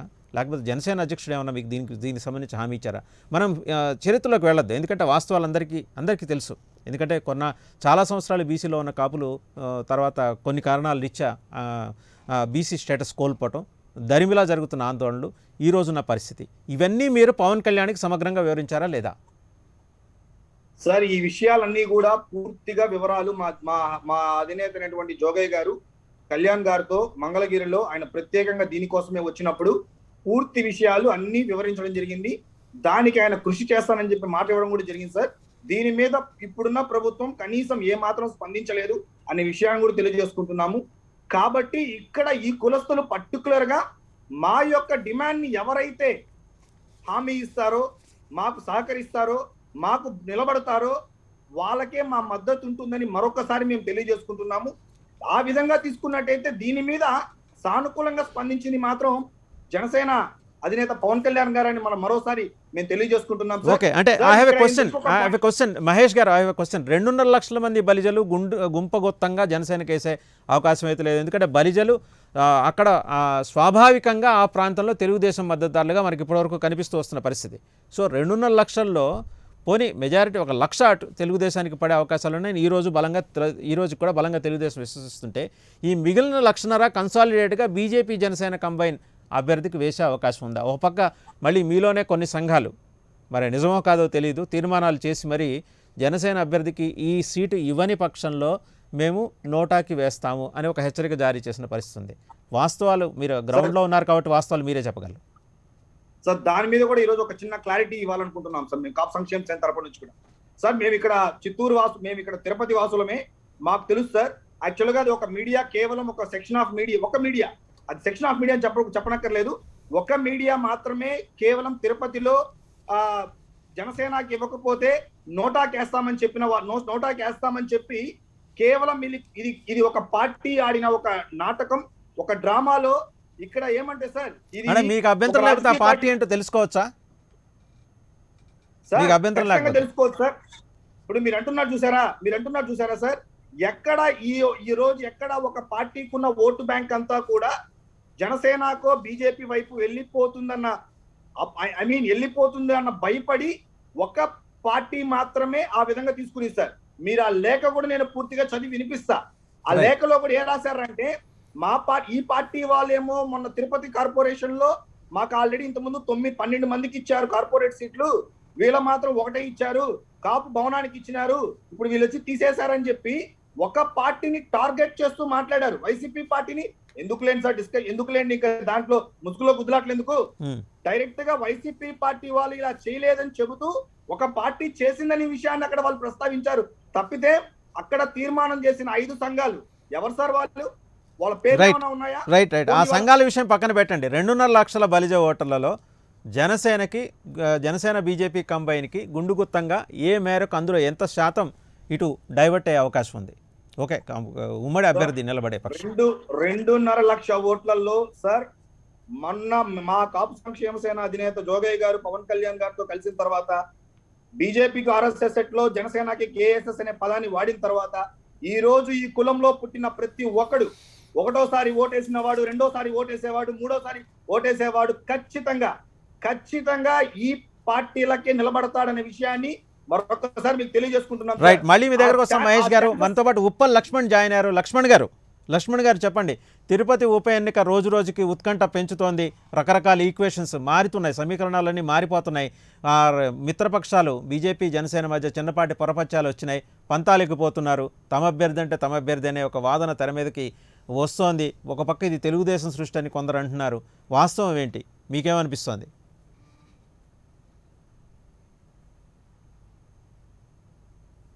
ఉప్పల్ లక్ష్మణ్ గారు వినిపిస్తోందా? లక్ష్మణ్ గారు వినిపిస్తోంది, చెప్పండి. ఇక్కడ మనం గమనించాల్సింది ఏమిటంటే, సరే ఏ రాజకీయ పార్టీ ఆ రాజకీయ పార్టీకి అనుకూలంగా ఇందాక అందరూ మాట్లాడారు, కానీ వాస్తవ పరిస్థితులకి మనము ఒకసారి వెళ్తే, మనం 2014లో బీజేపీకి వచ్చినటువంటి ఓటర్ల శాతం ఎంత, 2019లో బీజేపీకి వచ్చినటువంటి ఓటర్ల శాతం ఎంత అంటే, ఇక్కడ మనము Narendra Modi BJP plus Narendra Modi image, ఈ రెండు కలిపి ఇవాళ తిరుపతి పార్లమెంటు సీటును బీజేపీకి ఇస్తే మేము గెలుచుకునే అవకాశం ఉందని చెప్తున్నటువంటి పరిస్థితుల్లో, నేను అంత అవకాశం అయితే లేదని మాత్రం ఖచ్చితంగా చెప్పగలుగుతాను. రైట్, ఎందుకంటే 2014లో 44.76% బీజేపీకి వచ్చాయి. అప్పుడు తెలుగుదేశం పార్టీ అలయన్స్ ఉంది. అదే 2019 వచ్చేసరికి బీజేపీకి 1.22% వచ్చాయి. అంటే కాంగ్రెస్ పార్టీ కంటే తక్కువ. కాంగ్రెస్ పార్టీకి 1.83%, అలాగే బిఎస్పీకి అంటే బహుజన సమాజ్ పార్టీకి 1.60, నోటాకి వచ్చింది కంటే అంటే 1.96 నోటా వచ్చాయి. అంటే బీజేపీకి 1.22 మాత్రమే వచ్చాయి. ఎక్కడ నరేంద్ర మోడీ గారి ఇమేజ్ ఇక్కడ పని చేయలేదు అని మనం చెప్పాల్సి వస్తుంది. అంత దారుణంగా ఓటింగ్ శాతం పడిపోయిన తర్వాత ఇప్పుడు బై ఎన్నికలు వచ్చాయి. ఇప్పుడు అంటే ఉప ఎన్నికలు జరగబోతున్నది రేపు. ఎందుకు ఇవాళ బీజేపీ ఆలోచనలో పడుతున్నది అంటే, ఇక్కడ మనం గమనించాల్సింది ఏమిటంటే, అక్కడ ఉన్నటువంటి 7 అసెంబ్లీ నియోజకవర్గాల్లో కూడా ఇవాళ వైఎస్ఆర్సీపీ అధికారులు అంటే ఎమ్మెల్యేలు ఉన్నారు. పార్లమెంట్ సీటు కూడా వైఎస్ఆర్సీపీదే. వాళ్ళకి ఇందాక మన వైఎస్ఆర్సీపీ నాయకులు చెప్పినట్టు 56%, 8 కాదు 55% ఓట్లు వచ్చాయి లాస్ట్ టైం. అదే తెలుగుదేశానికి 37.65% వచ్చాయి. కాబట్టి ఇక్కడ తెలుగుదేశానికి వైఎస్ఆర్సీపీకి కూడా చాలా గ్యాప్ ఉంది. అక్కడ మిగతా పార్టీలు ఏవి కూడా ఫుల్ఫిల్ చేయలేకపోయినాయి ఆ పర్సెంటేజ్. అందువల్ల ఇక్కడ ఇవాళ బీజేపీ అధిష్టానము వాళ్ళు చేసిన సర్వేలు లేకపోతే వాళ్ళ యొక్క ఉన్న సమాచారం బట్టి బీజేపీ కంటే ది బెస్ట్ జనసేనకి ఇవ్వడం ఉత్తమం అన్నది ఒక ఆలోచనకు వచ్చినట్టు నాకైతే కొంత సమాచారం ఉంది. అందుకనే వాళ్ళు వెంటనే తేల్చకుండా దీన్ని నాంచుతూ వస్తున్నారు. అభ్యర్థి ఎవరో కూడా ఇంతవరకు జనసేన అభ్యర్థి ఎవరో తెలియదు, బీజేపీ అభ్యర్థి ఎవరో తెలియదు. తెలుగుదేశం పార్టీ ప్రకటించింది, వైఎస్ఆర్సీపీ ప్రకటించింది. మనం ఇక్కడ గమనించాల్సింది ఏమిటంటే జనసేన పార్టీకి అవకాశము మెరుగ్గా ఉంది. శ్రీకాళహస్తి గాని, తిరుపతి గాని, వెంకటగిరిలో కాపు సామాజిక ఓట్లు చాలా ఎక్కువ ఉన్నవి ఉన్నటువంటి వాటిల్లో. అలాగని ఇవాళ ఉన్నటువంటి పరిస్థితుల్లో ఎవరు కూడా ఎస్సీ ఎస్టీలు వీళ్ళు వ్యతిరేకించే పరిస్థితి కూడా లేదు. దాదాపు 25% ఎస్సీ ఎస్టీ యొక్క ఓట్లు ఆ పార్లమెంట్ పరిధిలో ఉన్నాయి. జనసేనను వ్యతిరేకించే పరిస్థితి లేదు. అందువలన ఇక్కడ ఎన్ని చెప్పినా కూడా వైఎస్ఆర్సీపీకి అడ్వాంటేజ్ అయితే ఉంది. అధికార పార్టీ ఖచ్చితంగా అడ్వాంటేజ్ ఉంది. మనం గ్రామ సర్పంచ్ ఎన్నికల లెక్కలు తీసుకున్నా కూడా. అయితే బీజేపీ కంటే జనసేన వాళ్ళకి ఎక్కువ శాతం వచ్చాయి. అంతకుముందు కూడా వాళ్ళకి 5.9% ఓటింగ్ వచ్చింది వాళ్ళకి. అవును. కాబట్టి ఇక్కడ మనం గమనించాల్సింది ఏంటంటే రూట్ లెవెల్లో కార్యకర్తలు ఉన్నటువంటి పార్టీ తెలుగుదేశంని ఎదుర్కోవాలి అంటే వైఎస్ఆర్సీపీకి సాధ్యమవుతుంది తప్ప వీళ్ళకి సాధ్యమయ్యే పరిస్థితి ఇవాళ లేదు. అనుకోని అభిమానం ఏంటి, కేంద్ర ప్రభుత్వం అనుసరిస్తున్న విధానాల మీద ఏదైనా అట్రాక్టివ్ అయి పబ్లిక్ ఓట్లు వేస్తారా, అలాగే నరేంద్ర మోడీ గారి ఇక ఇమేజ్ చూసి ఓట్లు వేస్తారా అంటే ఇప్పుడు ఆ పరిస్థితి అవసరం లేదు. ఎందుకంటే భారతీయ జనతా పార్టీకి తిరుపతి పార్లమెంట్ సీటు వచ్చినా రాకపోయినా వాళ్ళకి ఒరిగేది లేదు, నష్టపోయేది అంటూ ఏమీ లేదు. కేంద్రంలో అధికారం సుస్థిరంగా ఉంది. ఈ యొక్క ఒక్క సీటుతో ఒరిగేది తరిగేది ఏమీ ఉండదు. కాకపోతే ఇక్కడ ఇవాళ ఆంధ్రప్రదేశ్ లో ఉన్నటువంటి వాతావరణంలో అటు రాజధాని విషయంలో ఒప్పించలేకపోయింది భారతీయ జనతా పార్టీ, అలాగే ఉక్కు విషయంలో కూడా ప్రజల్ని ఒప్పించలేకపోయింది. ఈ సమస్యల మధ్య ప్రత్యేక హోదా విషయం కూడా జనం ఏం మర్చిపోలేదు. వీటన్నిటినీ దృష్టిలో ఉంచుకున్నప్పుడు అంత అనుకూలమైన పరిస్థితులు అయితే ఇవాళ మనకు కనిపించడం లేదు. ఎవరికి కనిపించట్లేదు అనుకూలమైన పరిస్థితి? లక్ష్మణ్ గారు, అంత అనుకూలమైన పరిస్థితులు ఎవరికి కనిపించట్లేదు? లక్ష్మణ్ గారు ఒక్క నిమిషం. బీజేపీ గెలిచింది అంటే లక్ష్మణ్ గారు ఒక్క నిమిషం. అంత అనుకూలమైన పరిస్థితులు ఎవరికి కనిపించట్లేదు? అనుకూలమైన పరిస్థితులు బీజేపీ శివసేనకు జనసేన, కనిపించలేదు. బీజేపీ జనసేన చెప్తున్నాను. ఇప్పుడు వీళ్ళకి బీజేపీ జనసేనకు అనుకూల పరిస్థితులు కనిపించటం లేదు. ఒకవేళ రంగంలో ఉంటే అది వైఎస్ఆర్సీపీకి అనుకూలం అవుతుంది. అంటే ట్రయాంగిల్ ఫైట్ లో ఓట్లు చీలిపోయేది, వ్యతిరేక ఓట్లు చీలిపోతాయి. ఇవాళ అధికార పార్టీకి వ్యతిరేక ఓటు పర్సెంటేజ్ పెరిగింది అనుకున్నాం. ఆ ఓట్లు ఎవరికి వేయాలండి? అటు తెలుగుదేశానికి వేస్తారా, ఇటు బీజేపీ జనసేనకు వేస్తారా? ఆ వ్యతిరేక ఓటును చీల్చేటువంటి పరిస్థితి శివసేనకు జనసేనకు బీజేపీకి వస్తే అది అడ్వాంటేజ్ టీడీపీకి అవుతుంది కదా, లేదంటే వైఎస్ఆర్సీపీ కూడా అడ్వాంటేజ్ అవుతుంది కదా. అందువలన ఇక్కడ ఎన్ని చెప్పినా కూడా ఇవాళ సందిగ్ధమైనటువంటి పరిస్థితుల్లో మొదట ఏదో మేము పోటీ చేసేస్తున్నామని బీజేపీ వచ్చి కాస్త ఆర్భాటం చేసి అవన్నీ చేసిన తర్వాత ఏదో బీజేపీ వాళ్ళకి అవకాశం వస్తున్నది అని చెప్పి జనసేన వాళ్ళు అసంతృప్తి పడిన సందర్భం కూడా ఉంది. కానీ ఇవాళ జనసేన వాళ్ళు పోటీ చేయడానికి సిద్ధంగా ఉన్నారు. బీజేపీనే కాస్త వెనకడుగు వేస్తుంది అని నాకు రైట్. లక్ష్మణ్ గారు మళ్ళీ మీ దగ్గరకు వస్తాం. చక్రధర్ గారు చెప్పండి. అంటే లక్ష్మణ్ గారు ఒక డిఫరెంట్ థియరీ ప్రపోజ్ చేస్తున్నారు. అంటే బీజేపీ జనసేన కంబైన్ అభ్యర్థి కనుక నుంచుంటే ప్రభుత్వ వ్యతిరేక ఓటు చీలుతుంది. అది వైసీపీకి అడ్వాంటేజ్ కావచ్చు, కొండకొచ్చో టీడీపీకి కూడా అడ్వాంటేజ్ కావచ్చు. కారణం ఏంటంటే టీడీపీకి స్ట్రాంగ్ క్యాడర్ ఉంది అనేది ఆయన సిద్ధాంతం. అంటే కొన్నిసార్లు ఏమిటంటే మన పొలిటికల్ ఈ ఈక్వేషన్స్కి భిన్నంగా కూడా జరగచ్చండి. నాకు అనిపిస్తుంది జనసేన బీజేపీలో జనసేనకి టికెట్ ఇస్తే డెఫినెట్గా విన్నింగ్ ఛాన్సెస్ ఉన్నాయి. గెలుపు ఓటములు చివరికి వచ్చేటప్పటికి రకరకాల ఇవి పనిచేస్తాయి. బీజేపీకి అదనంగా ఒకటి చేరినందువల్ల బీజేపీకి ఏం లేదు, కానీ అక్కడ సీటు కనుక జనసేన గెలుచుకున్నట్టయితే ఒక trend setting, it will go a long way.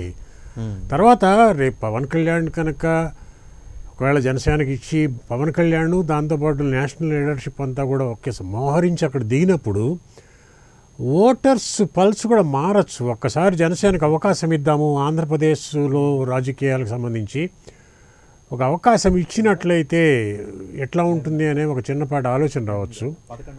అందుకని తప్పనిసరిగా రేపు పవన్ కళ్యాణ్ ఫీల్డ్లోకి వస్తే రకరకాల మార్పులు వస్తాయని నేను అనుకుంటున్నాను. గట్టిగా జనసేనకి టికెట్ కేటాయించినట్లయితే దాన్ని ప్రెస్టీజియస్గా తీసుకుని మొత్తం అక్కడే ఉండి జనసేన అధిష్టానం అంతా కూడా అక్కడే ఉండి ముందుకు వెళ్తారని చెప్పి నేను అనుకుంటున్నాను.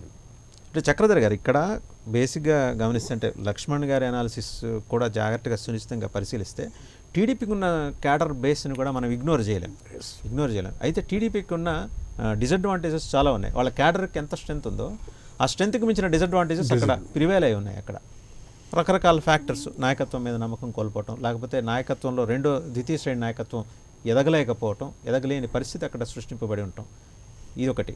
అయితే వ్యతిరేక ఓటు చీలితే అది టీడీపీకి వేసి టీడీపీని గెలిపించుకోవాల్సిన పరిస్థితి అయితే సహజంగానే తిరుపతి నియోజకవర్గ ప్రజలకు ఉంటుందని ఎవరు అనుకోరు. ఎందుకంటే జనరల్ ఎనాలిసిస్, జనరల్ అబ్జర్వేషన్ ఏంటంటే అధికారంలో ఉన్న పార్టీకి వేస్తే ఉంటే ఏదైనా 1-2 పనులన్నా అవుతాయనే ఒక ఇంప్రెషన్ ఉంటుంది. ఈ క్రమంలో సరే బీజేపీకి ఓట్ల శాతం 2019లో గణనీయంగా పడిపోయి 100 కన్నా తక్కువ ఉన్నప్పటికీ వాళ్ళ వెనకాలన్న ఆర్ఎస్ఎస్ అది చాలా బలమైన వ్యవస్థ. ఆ వ్యవస్థ సమంగా తోడ్పడితే జనసేన అభ్యర్థికి ఏమన్నా ఒక జనసేన అంటే అసంఘటిత రంగంలో ఉన్న క్యాడర్ ఉంది జనసేనకి, ఒప్పుకొని తీరాల్సిన విషయం అది. దీన్ని ఆర్గనైజ్ చేసి దాన్ని ఓటు రూపంలో ట్రాన్స్లేట్ చేయించగల సత్తా ఆర్ఎస్ఎస్కి ఉంది కదా. డెఫినెట్గా అండి. అంటే ఇద్దరు కనుక మనస్ఫూర్తిగా కలిసి పనిచేసినప్పుడు, అంటే ఆర్ఎస్ఎస్ వాళ్ళకి బాగా పొలిటికల్గా అనుభవం ఉంది, చాలా ఎన్నికలు చూసినటువంటి వాళ్ళు ఉన్నారు, వీళ్ళకేమో యువ రక్తం ఉంది, వాళ్ళేమో పరిణితి చెందిన వాళ్ళు ఉన్నారు. కనుక ఇద్దరు కలిసి చేసినప్పుడు డెఫినెట్గా ఒక పాజిటివ్ నోట్తో మనం కంక్లూడ్ చేసుకోవచ్చు. అవకాశాలు ఉన్నాయి. చివరికి ఏమిటంటే ఇంకా నోటిఫికేషన్ రాలేదు. తర్వాత ఇంకోటి రిఫ్ట్ గురించి మాట్లాడుతున్నారు. రిఫ్ట్ ఏమీ లేదండి. పర్యటన రద్దు కావటానికిను ఈ తిరుపతికి సంబంధించిన వ్యవహారానికి ఏమి సంబంధం లేదు, సంబంధం ఉండదు. కానీ సెక్షన్ ఆఫ్ మీడియా దాన్ని పోర్ట్రే చేస్తూ వస్తుంది. మీకు తెలియని విషయం కాదు, ఏ రాష్ట్రంలో లేని ఒక ప్రత్యేకత దేశం మొత్తం మీద మీరు గమనిస్తే ఒక ఆంధ్రప్రదేశ్కి మాత్రమే ఉంటుంది. అంటే ఒక తెలుగుదేశాన్ని ఎట్లాగైనా అది చాలా ఉన్నతంగా ఉంది, అది ఎట్టి బస్సులో గెలిచి తిరుగుతున్న ఇంప్రెషన్ క్రియేట్ చేయడం కోసం రకరకాల స్పెక్యులేషన్స్ తెర మీదకి వస్తుంటాయి, తీసుకొస్తుంటారు. దానికి సెక్షన్ ఆఫ్ మీడియా కూడా కొంత గందరగోళం క్రియేట్ చేయడం ద్వారా ఎక్కడికెక్కడ ఒక నేరో పొలిటికల్ ఇంట్రెస్ట్ల కోసం అనేది ప్రయత్నం జరుగుతూనే ఉంది. ప్రజలు కూడా బాగా గమనిస్తూ వస్తున్నారు.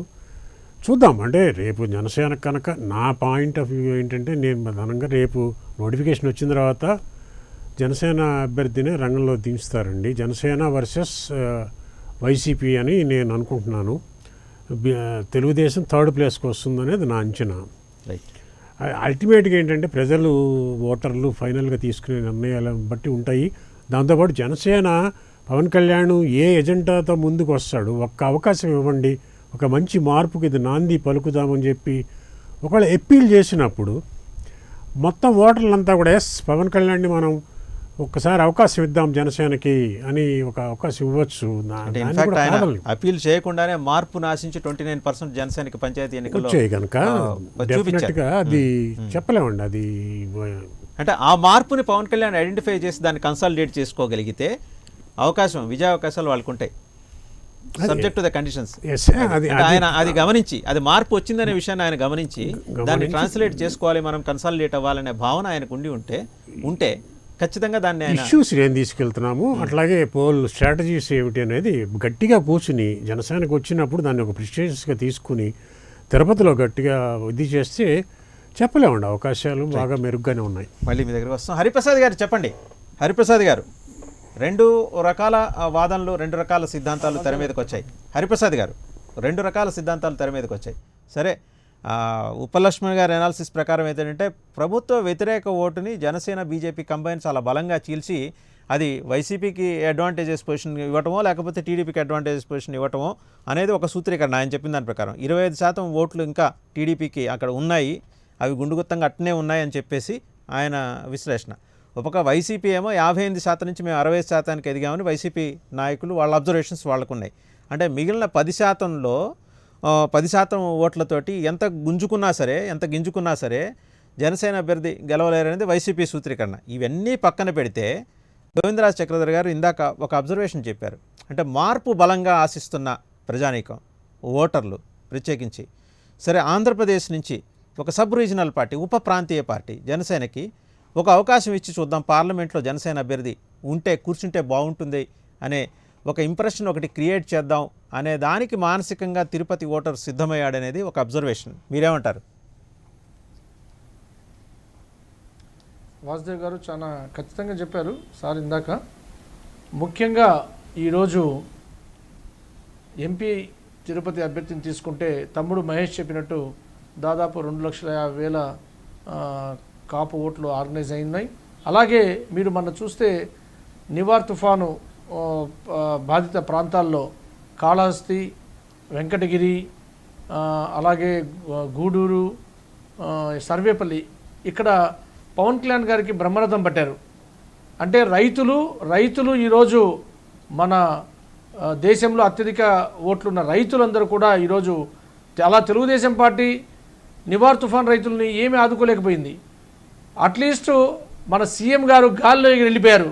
కానీ పవన్ కళ్యాణ్ గారు కరోనాను కూడా లెక్క చేయకుండా రైతుల కష్టాలను తను ప్రతి ఒక్క జిల్లాలో తిరిగి, దాంట్లో ముఖ్యంగా చిత్తూరు జిల్లా, నెల్లూరు జిల్లాలో కాళహస్తి, గూడూరు, సర్వేపల్లి, వెంకటగిరి అయితే మరి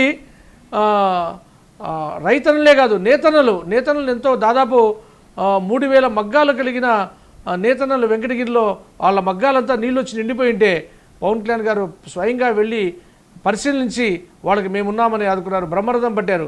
ప్రతి ఒక్క నియోజకవర్గంలో కూడా ఈ యొక్క ఎంపీ బై ఎలక్షన్ సంబంధించిన ప్రతి నియోజకవర్గంలో రైతులు పవన్ కళ్యాణ్ గారికి, ఇది ప్రజలందరూ గమనిస్తున్నారండి.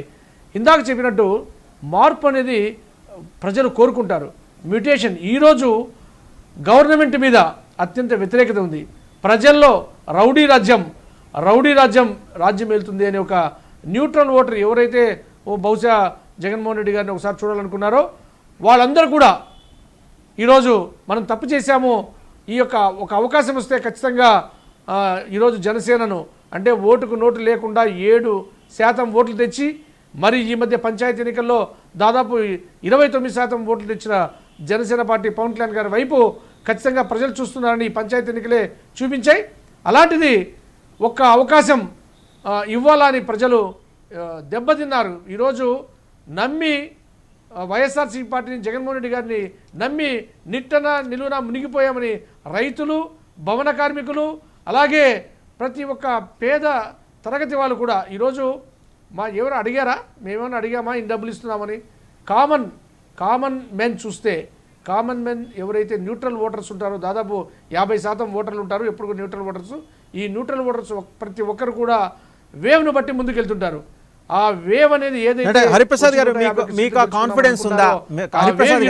జనసేన వైపు ఒక్క నిమిషం హరిప్రసాద్ గారు, మీకు ఆ నమ్మకం, విశ్వాసం ఉందా? న్యూట్రల్ ఓటర్ ఈసారి జనసేన వెంబడి నడిచి వస్తాడనే విశ్వాసం మీకుందా?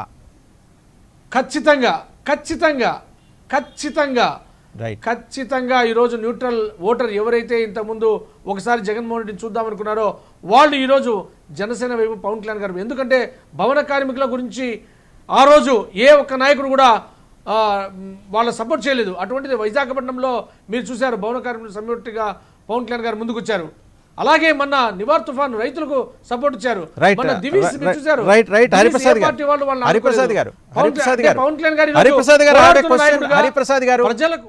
గారు క్వశ్చన్, సరే న్యూట్రల్ ఓటర్ మీద బ్యాంక్ అయి ఉన్నారా, లేకపోతే మీ శక్తి సామర్థ్యాలు లేదా ప్రజలు మార్పు కోరుకుంటున్నారా, ఆ మార్పుని జనసేనాని ఖచ్చితంగా తీసుకురాగలడనే విశ్వాసం మీద మీరు బ్యాంక్ అయి ఉన్నారా?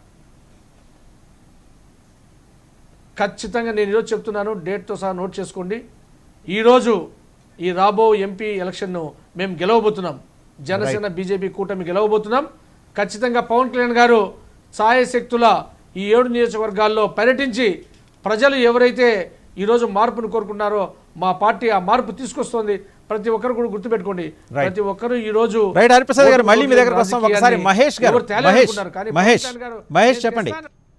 మహేష్ చెప్పండి.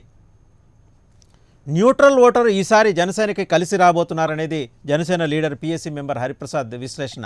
తిరుపతిలో అంత ఆ స్థాయిలో న్యూట్రల్ ఓటర్ ఉన్నారని మీరు భావిస్తున్నారా? ఎందుకంటే సరే అప్పుడు జగన్మోహన్ రెడ్డికి కలిసి వచ్చారు, ఇప్పుడు థియరీ ప్రకారం జనసేనకి కలిసి వస్తారనేది సరే ఇది ఒక నమ్మకం.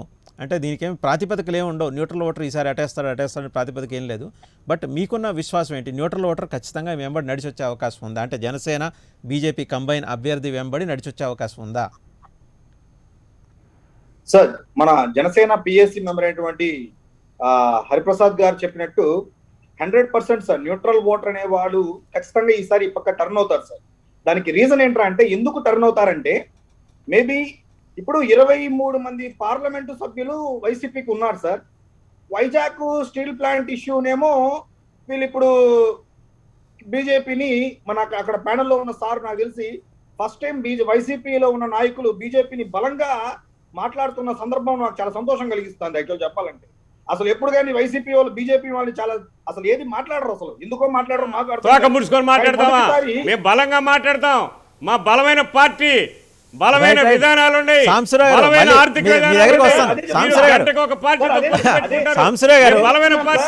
గారు మీ దగ్గరకు వస్తాను. ఒక్క నిమిషం, ఆయన లెట్ హిమ్ కంప్లీట్ అండి. మీ దగ్గరకు వస్తున్నా సాంసరావు సార్. అదే చెప్తున్నాను సార్, నేను అదే చెప్తున్నాను సార్. నేను అదే చెప్తున్నాను. అసలు అంటే ఐ మీన్ నాకున్న అవగాహనలో మొదటిసారి మీరు చాలా బలంగా మాట్లాడుతున్నారు బీజేపీ మీద. ఇది నిజంగా చెప్పాల్సిందంటే Harshith, we are welcome it. First of all మీరు బీజేపీ ఇంత గట్టిగా మాట్లాడుతున్నారని చాలా మందికి వైసీపీ వాళ్ళు బీజేపీ వాళ్ళు మాట్లాడరని ఒక అపోహ ఉండేది. మేబీ ఈ రోజు మీరు దాన్ని క్లియర్ చేశారని నేను అనుకుంటాను. బీజేపీని మంచిగా అడుగుతున్నారు. ఇంకోటి సార్, 22 మంది ఎంపీలు మీకు ఉన్నప్పుడు మీరు వైజాగ్ స్టీల్ ప్లాంట్ ని ఆపలేకపోయారు. ఇప్పుడు ఒక ఎంపీ గెలిస్తే మీరు ఆపేస్తారా?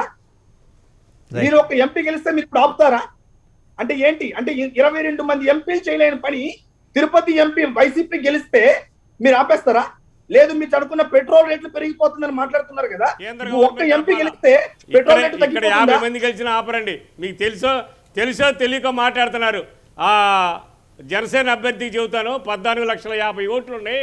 ఆ 14,50,000 ఓట్లకి క్యాస్ట్ రిలే చెప్పండి. 2,50,000 బెల్జీలు ఉన్నాయి, 4 లక్షలు ఎస్సీలు ఉన్నారు, 3 లక్షలు బీసీలు ఉన్నారు, 2,20,000 రెడ్లు ఉన్నారు, 1,00,000 ఓట్లు బ్రాహ్మిన్స్ ఉన్నారు. క్యాస్ట్ మొత్తం నేను చెబుతా. వాళ్ళకి పడేది 2,75,000 పడతాయి. ఇవన్నీ నేను చెప్పండి చెబుతా. ఓట్లు ఏ కాన్స్టిట్యున్సీకి ఎన్ని పడతాయో మీరు దయచేసి నేను చెప్తా, మీరు వినండి. మేము 22 మంది కలిసినా, మీరు 23 మంది కలిసినా కేంద్ర గవర్నమెంట్ నిర్ణయం తీసుకోవాలా? బీజేపీకి మేము ఇక్కడ వైజాగ్లో మేము ఇది అమ్మటానికి వీలేదని నిర్ణయించాం. వాళ్ళు అమ్మటానికి ఇవాళ జీవీఎల్ నరసింహరావు గారు 7 గంటలకి ఓ ఛానల్లో మేము అమ్మడం, మాది 35 అన్నారు. 35 అంశాన్ని జారిపోయాడు. అది అమ్మటానికి వీల్లేదు. ఇవాళ కేంద్రం ఆస్తులు అమ్మి వాళ్ళు చెప్పినట్టు 55 లక్షల కోట్లు అప్పులు చేయడానికి.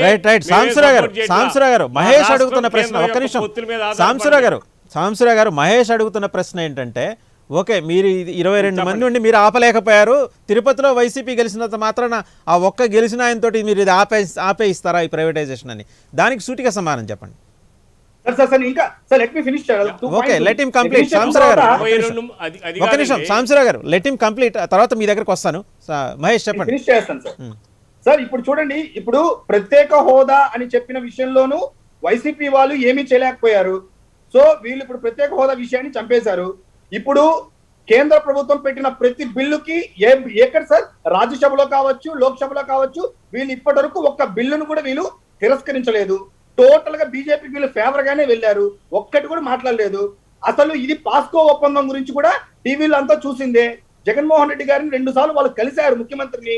ఇదంతా జరుగుతున్న ప్రాసెసే. మీరు ఇక్కడ ఏ విషయంలోనూ మీరు బీజేపీని ఎంత స్ట్రేట్ గా మీరు క్వశ్చన్ అడుగుతారో అడగండి గట్టిగా.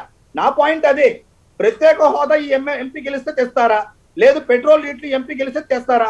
కాబట్టి ప్రజలు ఏం ఆలోచిస్తారా అంటే, ఎలాగో వీళ్ళు 22 మంది ఉన్నా గానీ ప్రత్యేక హోదా వీళ్ళు తయారు.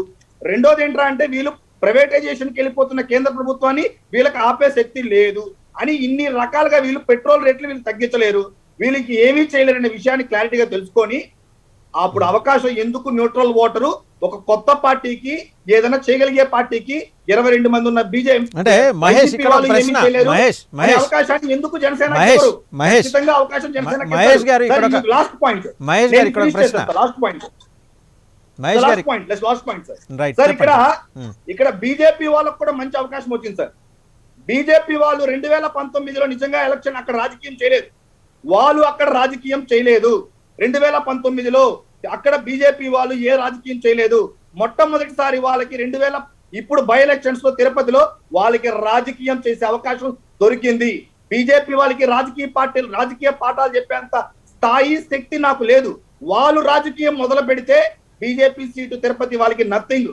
కానీ వాళ్ళు ఇప్పుడు వాళ్ళ ప్రతిపక్షమైన వాళ్ళతో పాటు ఈరోజు ట్రావెల్ చేస్తున్న జనసేన పార్టీకి కూడా వాళ్ళు రేపు టికెట్ కన్ఫర్మ్ చేస్తే అంతే బలంగా వాళ్ళు రాజకీయాలు చేయగలిగితే ఈ యొక్క జంటని ఈ రెండు పార్టీల్ని ప్రజలు విశ్వసిస్తారు. 2024లో ఈ రెండు పార్టీల్ని అధికారంలో కూర్చోబెట్టేది తథ్యం. ఒకవేళ జనసేన టికెట్ ఇచ్చిన తర్వాత గానీ వీళ్ళు గాని ఇప్పుడు ఎక్కడైతే నేషనల్ లీడర్స్ మొత్తం తిరుపతిలో దిగున్నారో వీళ్ళందరూ కానీ లైట్ తీసుకున్నట్టయితే బీజేపీ ట్రూ కలర్ బయటపడుతుంది అక్కడ. అలా కాకుండా ఈ రోజు నా మిత్రుడైనటువంటి జనసేన అభ్యర్థి అయినప్పటికీ కూడా నేను రాజకీయాలు చేసి తిరుపతి సీటు గెలిపించుకుంటాననే విషయాన్ని భారతీయ జనతా పార్టీ ఆంధ్ర రాష్ట్ర ప్రజలకి తెలియజేయాల్సిన అవసరం కూడా ఉంది. ఆ నమ్మకం జన సైనికుల్లో కూడా కలిగించాల్సిన అవసరం కూడా ఉందని నేను మరొకసారి తెలియజేస్తాను. రైట్ మహేష్ నాకు ఒక క్వశ్చన్ ఏంటంటే, మీకు ఆ నమ్మకం ఉందా? బీజేపీ ఒకవేళ జనసేన అభ్యర్థినే నుంచోబెట్టి బీజేపీ గెలిపించి తీరుతుందన్న నమ్మకం విశ్వాసం మీకుందా? గ్రౌండ్లో ఉన్నారు మీరు, చెప్పండి సార్. ఆ నమ్మకాన్ని వాళ్ళు కలిగించాలంటున్నాను సార్. ఆ నమ్మకం నాకు ఉందా అంటే అలా వెళ్ళాలని నేను కోరుకుంటాను. ఎందుకంటే వాళ్ళకి మెజారిటీ ఆఫ్ ఎంపీ స్టేట్ కంట్రీలో ఉన్నారు. వీళ్ళకి 22 మంది ఎంపీలు ఉన్నారు. ఈ రోజు ఒక అవకాశం కోసం వస్తున్నది ఎవర్రా అంటే జనసేన అధినేత కళ్యాణ్ గారికి అవకాశం అడుగుతున్నారు. సో పబ్లిక్ వాళ్ళు ఉన్నారు వీళ్ళు ఉన్నారు, ఈయనకి ఎందుకు ఇవ్వకూడదు అని ఆలోచించడం మొదలు పెట్టారు సార్. తిరుపతిలో ఆల్రెడీ ఇది స్టార్ట్ అయ్యింది. వీళ్ళు అనుకుంటున్నారు సార్ ఏ పార్టీకి 59% ఓటు బ్యాంకు పర్మనెంట్ గా ఉండదు. అలా ఉన్నట్టయితే ఈ రోజు కాంగ్రెస్ పార్టీ భారతదేశంలో కనబడకుండా పోయే అవకాశమే లేదు. ఇక్కడ ఆంధ్ర రాష్ట్రంలో వాళ్ళు చేసినంత డెవలప్మెంట్ ఏది కాదు ఈ రోజు వాళ్ళకి కనబడలేదు. సో ఇక్కడ మాకు 59 ఉంది కాబట్టి జీవితకాలం మేము రాజకీయాల్లో ఉన్నంత కాలం మాకు 59 ఉందనుకోవడం నాకు తెలిసి అదంత knowledge. Right thank you Mahesh. ఒకసారి థ్యాంక్ యూ మహేష్. ఒకసారి పార్థసారథి గారి దగ్గరికి వెళ్దాం. పార్థసారథి గారు, అంటే ఒక రకమైన బాధ్యత బరువు బీజేపీ మీద పెట్టే ప్రయత్నం జనసేన శ్రేణులు చేస్తున్నాయి. పెద్దన్నగా బీజేపీ నిలబడి జనసేనని తమ్ముడు పవన్ కళ్యాణ్ని గెలిపించాల్సిన బాధ్యత బీజేపీ మీద ఉంది. ఈ రాష్ట్రం నుంచి మొట్టమొదటిసారి ప్రాతినిధ్యం వహించడానికి జనసేనకి అవకాశం కల్పించాలనే ఒక వాదన తెర మీదకి వస్తున్నప్పుడు బీజేపీ ఏ రకంగా స్వీకరిస్తుందని? భారతీయ జనతా పార్టీ జనసేన రెండూ కలిసి ఎవరు బెటర్ క్యాండిడేట్ అనేటువంటి విషయంలో ఏమాత్రం కూడా సంశయాలు లేకుండా ప్రయత్నం చేస్తుంది. చేసేటువంటి యొక్క దాంట్లో ఎక్కడైనా సరే భారతీయ జనతా పార్టీ గెలిచినా జనసేన గెలిచినా కూడా ఈ కూటమి గెలిచింది అనేటువంటి పరిస్థితిలోనే ఉంటుంది. 23 పార్టీలను కలిపి గుంచిండేటువంటి యొక్క భారతీయ జనతా పార్టీ చరిత్ర ప్రజలందరికీ కూడా తెలుసు. కాబట్టి జనసేన విషయంలో ఇప్పటిదాకా తెలుగుదేశం అనేక చోట్ల భారతీయ జనతా పార్టీ టికెట్లు ఇచ్చిండే దగ్గర రెబెల్స్ పెట్టింది, కానీ భారతీయ జనతా పార్టీ మాత్రం దేశంలో ఎక్కడ కూడా ప్రాంతీయ పార్టీలకు ఇచ్చిండే చోట రెబెల్ అభ్యర్థులు పెట్టలేదు. కాబట్టి నీతి నియమాలు ఉండే పార్టీ భారతీయ జనతా పార్టీ. భారతీయ జనతా పార్టీ కార్యకర్తలు కూడా దేశం కోసం అక్కడ జనసేన కేటాయిస్తే జనసేన సైనికులు ఏ స్థాయిలో పనిచేస్తారో దానికన్నా ఎక్కువ స్థాయిలో పని చేయాలని అనుకుంటారు. వాళ్ళకి కావాల్సినటువంటిదంతా కూడా దేశంలో భారతీయ జనతా పార్టీ యొక్క కూటమి రావాలనేటువంటి తప్ప వేరే ఆలోచన లేదు. రెండవది, సాధ్యమైనంత వరకు మేము మొన్న 800 మంది కార్యకర్తలు మొత్తం అంతా కూడా 7 నియోజకవర్గాల్లో మండలాల్లో కూర్చొని కూడా చూసాము. అందరికీ కూడా మొట్టమొదటి మేము చెప్పిండేటువంటిది ఒకటే, అయ్యా ఈ రోజు ఇక్కడ సంక్షేమ పథకాల పేరుతో ఈ జగనన్న పేరుతో ఇచ్చినటువంటి పథకాలు సొంత ఆస్తులు పెట్టి ఇవ్వలేదండి. ఇప్పటికే 3 లక్షల కోట్లు అప్పు చేస్తారు అనుకున్నప్పుడు అది తెలుసుకున్న మినిమం నాలెడ్జ్ ఉన్న ప్రతి ఒక్క వ్యక్తి కూడా వైఎస్ఆర్సీపీని వ్యతిరేకిస్తున్నాడు.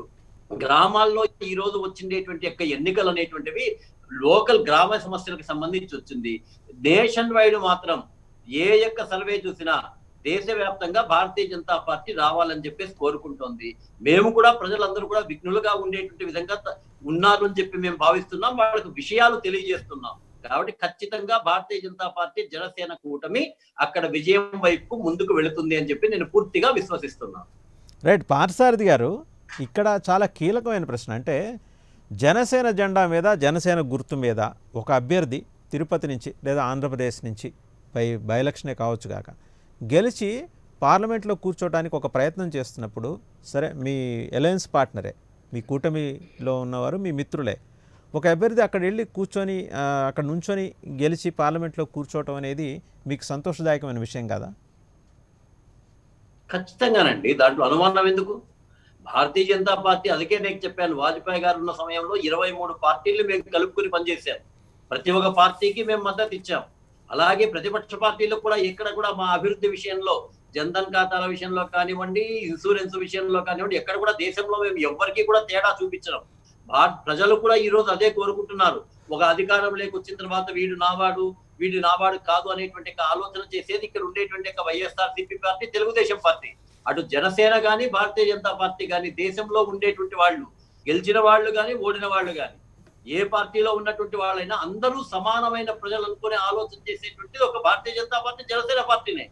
అందుకనే ఈ రోజు ప్రజలందరూ కూడా దాని వైపు మద్దతు ఇస్తున్నారని నేను నమ్ముతున్నా. చాలా మంది, నేను ఒక గ్రామంలోకి వెళ్ళానండి, ఆయన అడిగాడు, సార్ మేము సంతకంలో, అప్లికేషన్ లో సంతకం కూడా పెట్టలేదు, నా యొక్క అకౌంట్ కి నేరుగా ఇస్తున్నాడు, ఇంతకన్నా మహానుభావుడు ఎక్కడ ఉంటాడండి, మోడీ గారిని ఆయన పొగిడారు.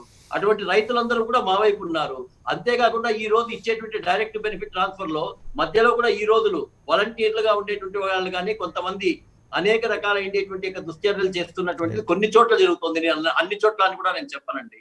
ఇట్లాంటివన్నీ కూడా ఆ రోజు జన్మభూమి కమిటీలు ఏ విధంగా అయితే శాపనార్థాలు అయ్యాయో, పార్సాది గారు, my question is very clear. నేను అంటున్నది ఏంటంటే, మీకు ఇవాళ ఒక్క ఎంపీ కారణంగా, ఈ సీటు గెలుచుకోవడం కారణంగా మీకు అదనంగా చేకూరే లబ్ధి ఏం లేదు. మీకు కావాల్సినంత majority, ample majority have in parliament.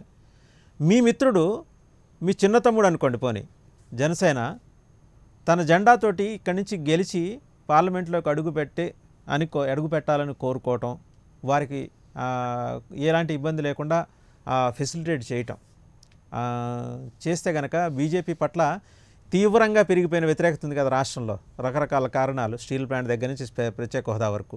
అంటే you may have your own reasons to explain, కానీ ఈ వ్యతిరేకత అయితే ఉంది, దాని వాస్తవం మీరు గ్రహించి తీరాలి. ఈ వ్యతిరేకతని కొంతైనా తగ్గించుకుని, 1%, 2% తగ్గించుకునే ప్రయత్నం చేయొచ్చుగా. సార్ మీరు అనుకుంటున్నారు వ్యతిరేకతని, మేము గ్రామాల్లోకి వెళ్ళిన జనం అనుకుంటున్నారు లేదు, ఎక్కడ కానీ లేదు సార్. డైరెక్ట్ మనీ ట్రాన్స్ఫరో లేకపోతే జన్ధన్ ఖాతాలో ఇదొక్కటే ప్రాతిపదిక కాదండి, ఎమోషన్స్ కూడా ప్లే అవుతుంటాయి, భావోద్వేగాల్ని కూడా. మీరు తెలుగువారే, ఈ రాష్ట్రంలో పుట్టి పెరిగినవారే, మీకు కూడా భావోద్వేగాలు ఉంటాయి. ఎక్కడో చోట అంతర్లీనంగా అయినా అవి మిమ్మల్ని టచ్ చేసి ఉంటాయి, ఖచ్చితంగా టచ్ చేస్తూ ఉంటాయి. ఇక్కడ మీరు ఓపెన్గా ఒప్పుకోకపోవచ్చు కాక. దురదృష్టవశాత్తు డిస్ఇన్వెస్ట్మెంట్ అనేటువంటి దాన్ని ఓపెన్ చేయడం సరిపోయిందా? మేము ప్రతి అకౌంట్ కి 70,000 నుంచి 90,000 వేసాం ప్రతి కుటుంబానికి. వీళ్ళు ఏం చెప్తారు? సాంబశివరావు గారు, ఒక్క నిమిషం, పార్సాది గారిని కంప్లీట్ చేయండి. సాంబశివరావు గారు మీ దగ్గరకు వస్తాను. సాంబశివరావు గారు మీ దగ్గరకు వస్తాను, ఒక్క నిమిషం పార్సాది గారిని కంప్లీట్ చేయండి. పార్సాది గారు చెప్పండి. ఏం చేశారండి మీరు? చేసిండేటువంటి దాంట్లో రాష్ట్రాన్ని అప్పుల పాలు చేస్తున్నారా? మీ సొంతం ఏమైనా అభివృద్ధి చేస్తున్నారా? ఇండస్ట్రియల్ గా ఏమైనా డెవలప్మెంట్ వచ్చిందా? ట్యాక్స్ రెవెన్యూ ఏమన్నా పెంచారా? ఎక్కడైనా ఇండస్ట్రీ నుంచి ఏమన్నా కూడా తీసుకుని వచ్చారా? $54 ఉంటే 100 రూపాయలు అమ్ముతున్నారు మీరు. పెట్రోల్ 100 రూపాయలు తాగడానికి కూడా విషయం కన్నా ఎక్కువ కాస్ట్ చేశారు, సైనైడ్ కన్నా ఎక్కువ కాస్ట్ చేశారు పెట్రోల్. మీరు ఇంకా మాట్లాడే అర్హత లేదు.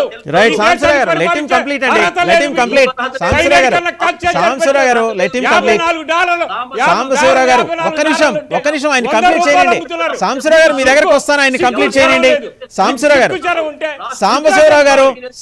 గారు ప్లీజ్. అప్పు చేయడం కాకుండా మేము డెవలప్మెంట్ చేసి ట్యాక్స్ చేసినామని చెప్పండి, ఆ రోజు మేము అప్రిషియేట్ చేస్తాం జగన్ గారిని. అప్పు చేసేదానికి మీరే అవసరం ఏమండి? ఒక క్లర్క్ చాలండి, జగన్ గారి అవసరంలా, ఒక క్లర్క్ చాలు. అప్పు చేసి మొత్తం అంతా రాష్ట్రాన్ని తాకట్టు పెట్టి 3 లక్షల కోట్లు అప్పు చేసి తాకట్టు పెట్టి చేసేదానికి మీరే కావాలి. 54 లక్షల కోట్లు ఏం చేశారండి? మీరు 54 లక్షలు చెప్పండి. రాష్ట్రం వచ్చినప్పుడు ఇంత అప్పు ఉంది, ఇప్పుడు ఎంత అప్పు ఉంది? మీరు పార్సాది గారు, సాంబశివరావు గారు, మనం మెయిన్ సబ్జెక్ట్, ఈ రోజు సబ్జెక్ట్ నుంచి లెట్ us not deviate అండి. Let us not deviate. Sir Chakradhar గారు చెప్పండి, ఫైనల్ గా చెప్పండి. చక్రధర్ గారు, రైట్. చక్రధర్ గారు, అంటే కొత్త సూత్రీకరణ, అంటే ఒక వ్యాలిడ్ ప్రశ్న మహేష్ అడుగుతున్నది ఏంటంటే, ఈ ఒక్క స్థానం నుంచి బీజేపీ గెలిచినంత మాత్రాన, లేదా సరే బీజేపీ కాదు వైసీపీ గెలిచినంత మాత్రాన 22+1 23 వేసుకుంటే ఈ విశాఖ స్టీల్ ప్లాంట్ ప్రైవేటీకరణ ఆపుతారా? పెట్రోల్ దాన్ని తగ్గిస్తారా? ఇదేమన్నా ఒక్కడితోటి సాధ్యం అవుతుందా? అలాంటప్పుడు మార్పు కోరి వస్తున్న జనసేన అభ్యర్థి ఎంతో కొంత మార్పు తీసుకొచ్చే ప్రయత్నం చేయడానికి ఒక వేదికగా తిరుపతిని ఇస్తే బాగుంటుంది కదా అని. డెఫినెట్ అండి. ఇప్పుడు వైసీపీకి వారు చెప్తున్నారు అనుకోండి, మళ్ళీ నేను ఇప్పుడు మళ్ళీ వారు మధ్యలో అడ్డు తగులుతారనే ఉద్దేశంతో నేను అవుతున్నాను. కానీ యాంటీ ఇన్కంబెన్సీ అనేది జగన్మోహన్ రెడ్డి ప్రభుత్వానికి కూడా ఉంటుంది డెఫినెట్గా. జగన్మోహన్ రెడ్డి వైఫల్యాలు కావచ్చు, కొన్ని పథకాల్లో లోసుకులు కావచ్చు, ఇంప్లిమెంటేషన్స్లో సహజంగానే ప్రభుత్వం పట్ల ఎంతో కొంత కేంద్రం కావచ్చు, రాష్ట్రం కావచ్చు, కొంత అసమ్మతి అనేది ఉంటుంది. ఆ అసమ్మతి నుంచి కొంతమంది నిన్నటిదాకా ఇందాక న్యూట్రల్ ఓటర్లు అన్నారు చూసారా, ఆ న్యూట్రల్ ఓటర్ల స్వింగ్ అటు ఇటు మారేటువంటి ఛాన్సెస్ ఉన్నాయి. కనుక రేపు కాంక్రీట్గా పవన్ కళ్యాణ్ ఏ రకమైన ఎజెండాతో వస్తారు అనేది ఇక్కడ ముఖ్యమైన పాయింట్ అవుతుందండి. క్రౌడ్ పుల్లింగ్ బాగా పవన్ కళ్యాణ్ మాటలను మెస్మరైజ్ చేస్తున్నాయి. అదొకటి యాడెడ్ అడ్వాంటేజ్ అని నేను అనుకుంటున్నాను. డెఫినెట్గా రేపు ఏమాత్రం ఇది ఉన్నా కూడా మన అంచనాలకి మించి జనసేన దూసుకు వెళ్ళి ఒకవేళ వచ్చినప్పుడు జనసేన అక్కడ డెఫినెట్గా ఒక పార్లమెంట్లో ఉన్నప్పుడు నేచురల్గా ఆ గ్లామర్ యాడ్ అవుతుంది. కనుక చూద్దాం భవిష్యత్తులో ఎట్లాంటి మంచి మార్పులు వస్తాయని. అది వీ హోప్. అల్టిమేట్గా నేనేం చెప్పినా, మనం ఎంత తలాలు బద్దలు కొట్టుకున్నా అక్కడ ప్రజలు గమనిస్తున్నారు.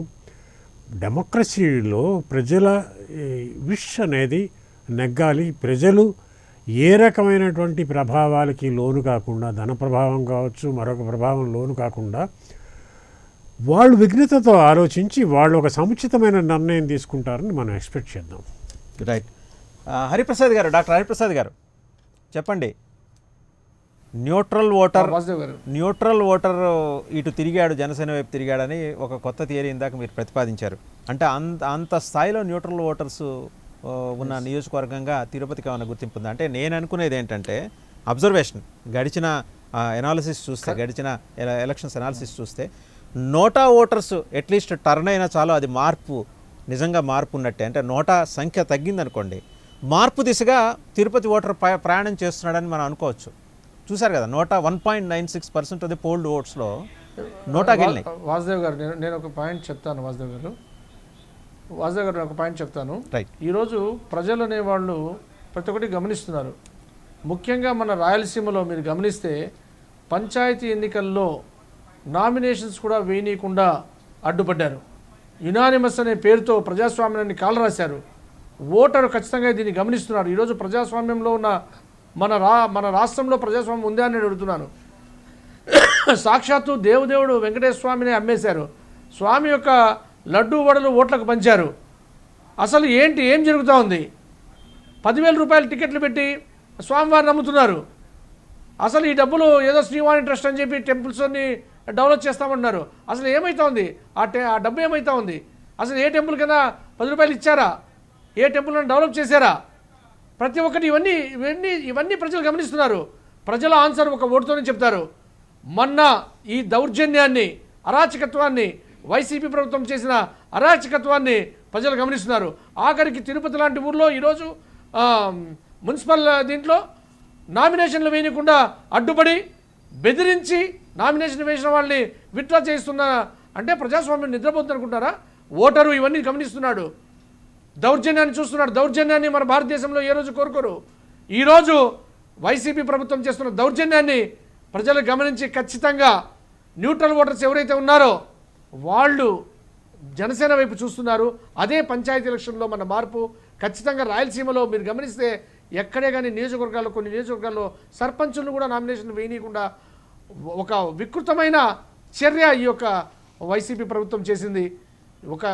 ఒక ప్రజాస్వామ్యంలో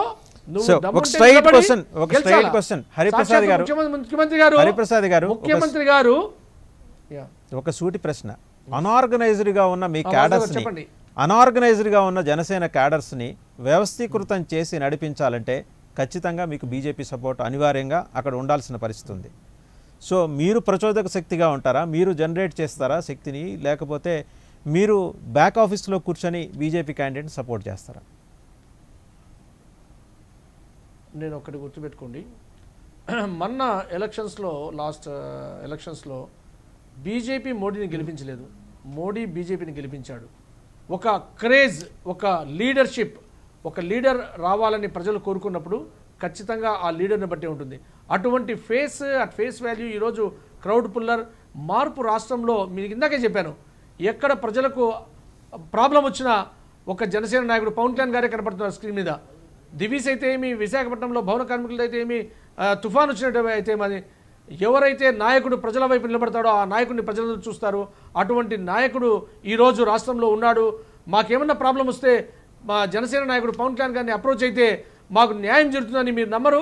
చాలామంది ఉద్యోగస్తులు, ఈ ప్రైవేట్ లెక్చరర్స్, టీచర్స్ వీళ్ళందరూ కూడా గవర్నమెంట్ అప్రోచ్ కావడం లేదు, పవన్ కళ్యాణ్ గారిని అప్రోచ్ అవుతున్నారంటే ఖచ్చితంగా ఒక నాయకుడు బయటకు వచ్చినప్పుడు అతను కుల మతాలకు అతీతంగా వ్యవస్థకు చాలా ప్రతి ఒక్కరు కూడా లైక్ చేసే విధంగా ఉంటారు. ఈరోజు న్యూట్రల్ ఓటర్స్, నేను మళ్ళీ చెప్తున్నాను, న్యూట్రల్ ఓటర్స్ అనే వాళ్ళు చాలా బలీయమైన డిసైడింగ్ ఫ్యాక్టర్. ఆ న్యూట్రల్ ఓటర్స్ ఈరోజు జనసేన వైపున మీరు అనార్గనైజ్డ్ అనగాల్సిన అవసరం లేదు. ఎందుకంటే ఖచ్చితంగా మేమంతా కమిటీలు వేశాం. ఈరోజు ఎంపీ పార్లమెంట్ దీంట్లో 7 కమిటీల్లో 7 ఇన్ఛార్జీలు వేశాం. అంటే అలాగే మండల స్థాయి హరిప్రసాద్ గారు చేసుకున్నాం. హరిప్రసాద్ గారు కంపారిజన్ అనేది వస్తుంది. హరిప్రసాద్ గారు కంపారిజన్ అనేది వస్తుంది. మీరు ఒప్పుకున్నా ఒప్పుకోకపోయినా టీడీపీ తోటి ఉండే రకరకాల విభేదాలు మీరు పక్కన పెట్టినా ఆర్గనైజేషన్ అనేది టీడీపీలో ఉన్నది, ఆ తర్వాత వైఎస్ఆర్సీపీలో ఉన్నది. మీరు ఇంకా అంటే మీరు ఆ శైశవ దశ నుంచి ఇంకా దాటలా, బాల్యావస్థలకు కూడా మీరు రాలా. ఈ లోపల ఆర్గనైజేషన్ అవసరం అనేది నొక్కి చెప్పడం కోసం వాడిన ఒక్క నిమిషం హరిప్రసాద్ గారు, ఆర్గనైజేషన్ జనసేనకు అవసరం అనేది మీరు ఈ రోజున గుర్తిస్తే మీకు తిరుపతి తొలి విజయం చేకూర్చి పెడుతుందనే విశ్వాసం అయితే గోవిందరాజ్ చక్రధర్తో సహా చాలామంది ఎనలిస్టులకి, విశ్లేషకులకి, రాజకీయంగా అనుభవం పండిన వారందరికీ ఉంది. సో మీరు ఇందాక అన్నారు మార్పు కోరుకుంటున్నారు, క్రౌడ్ పుల్లర్ వైపు చూస్తున్నారు జనం. సో ఆ క్రౌడ్ పుల్లర్ మిమ్మల్ని తిరుపతిలో విజయం దిశగా నడిపిస్తారని మీతో పాటు నేను కూడా ఆశిస్తున్నాను. చూద్దాం, let us see. Thank you for participating in the straight talk. Hariprasad గారు ధన్యవాదాలు. అలాగే గోవిందరాజ్ చక్రధర్ గారు నమస్తే, మేడా సాంబశివరావు గారు, పార్థసారథి గారు, మహేష్ గారు, అలాగే ఉప్పల్ లక్ష్మణ్ గారు, అందరికీ కూడా ధన్యవాదాలు. ఇది ఈరోజు స్ట్రైట్ టాక్. మరి కాసేపట్లో తర్వాతి కార్యక్రమం ప్రసారం అవుతుంది. చూస్తూనే ఉండండి ప్రైమ్ 9, నిజం ఇదే మా ఇజం.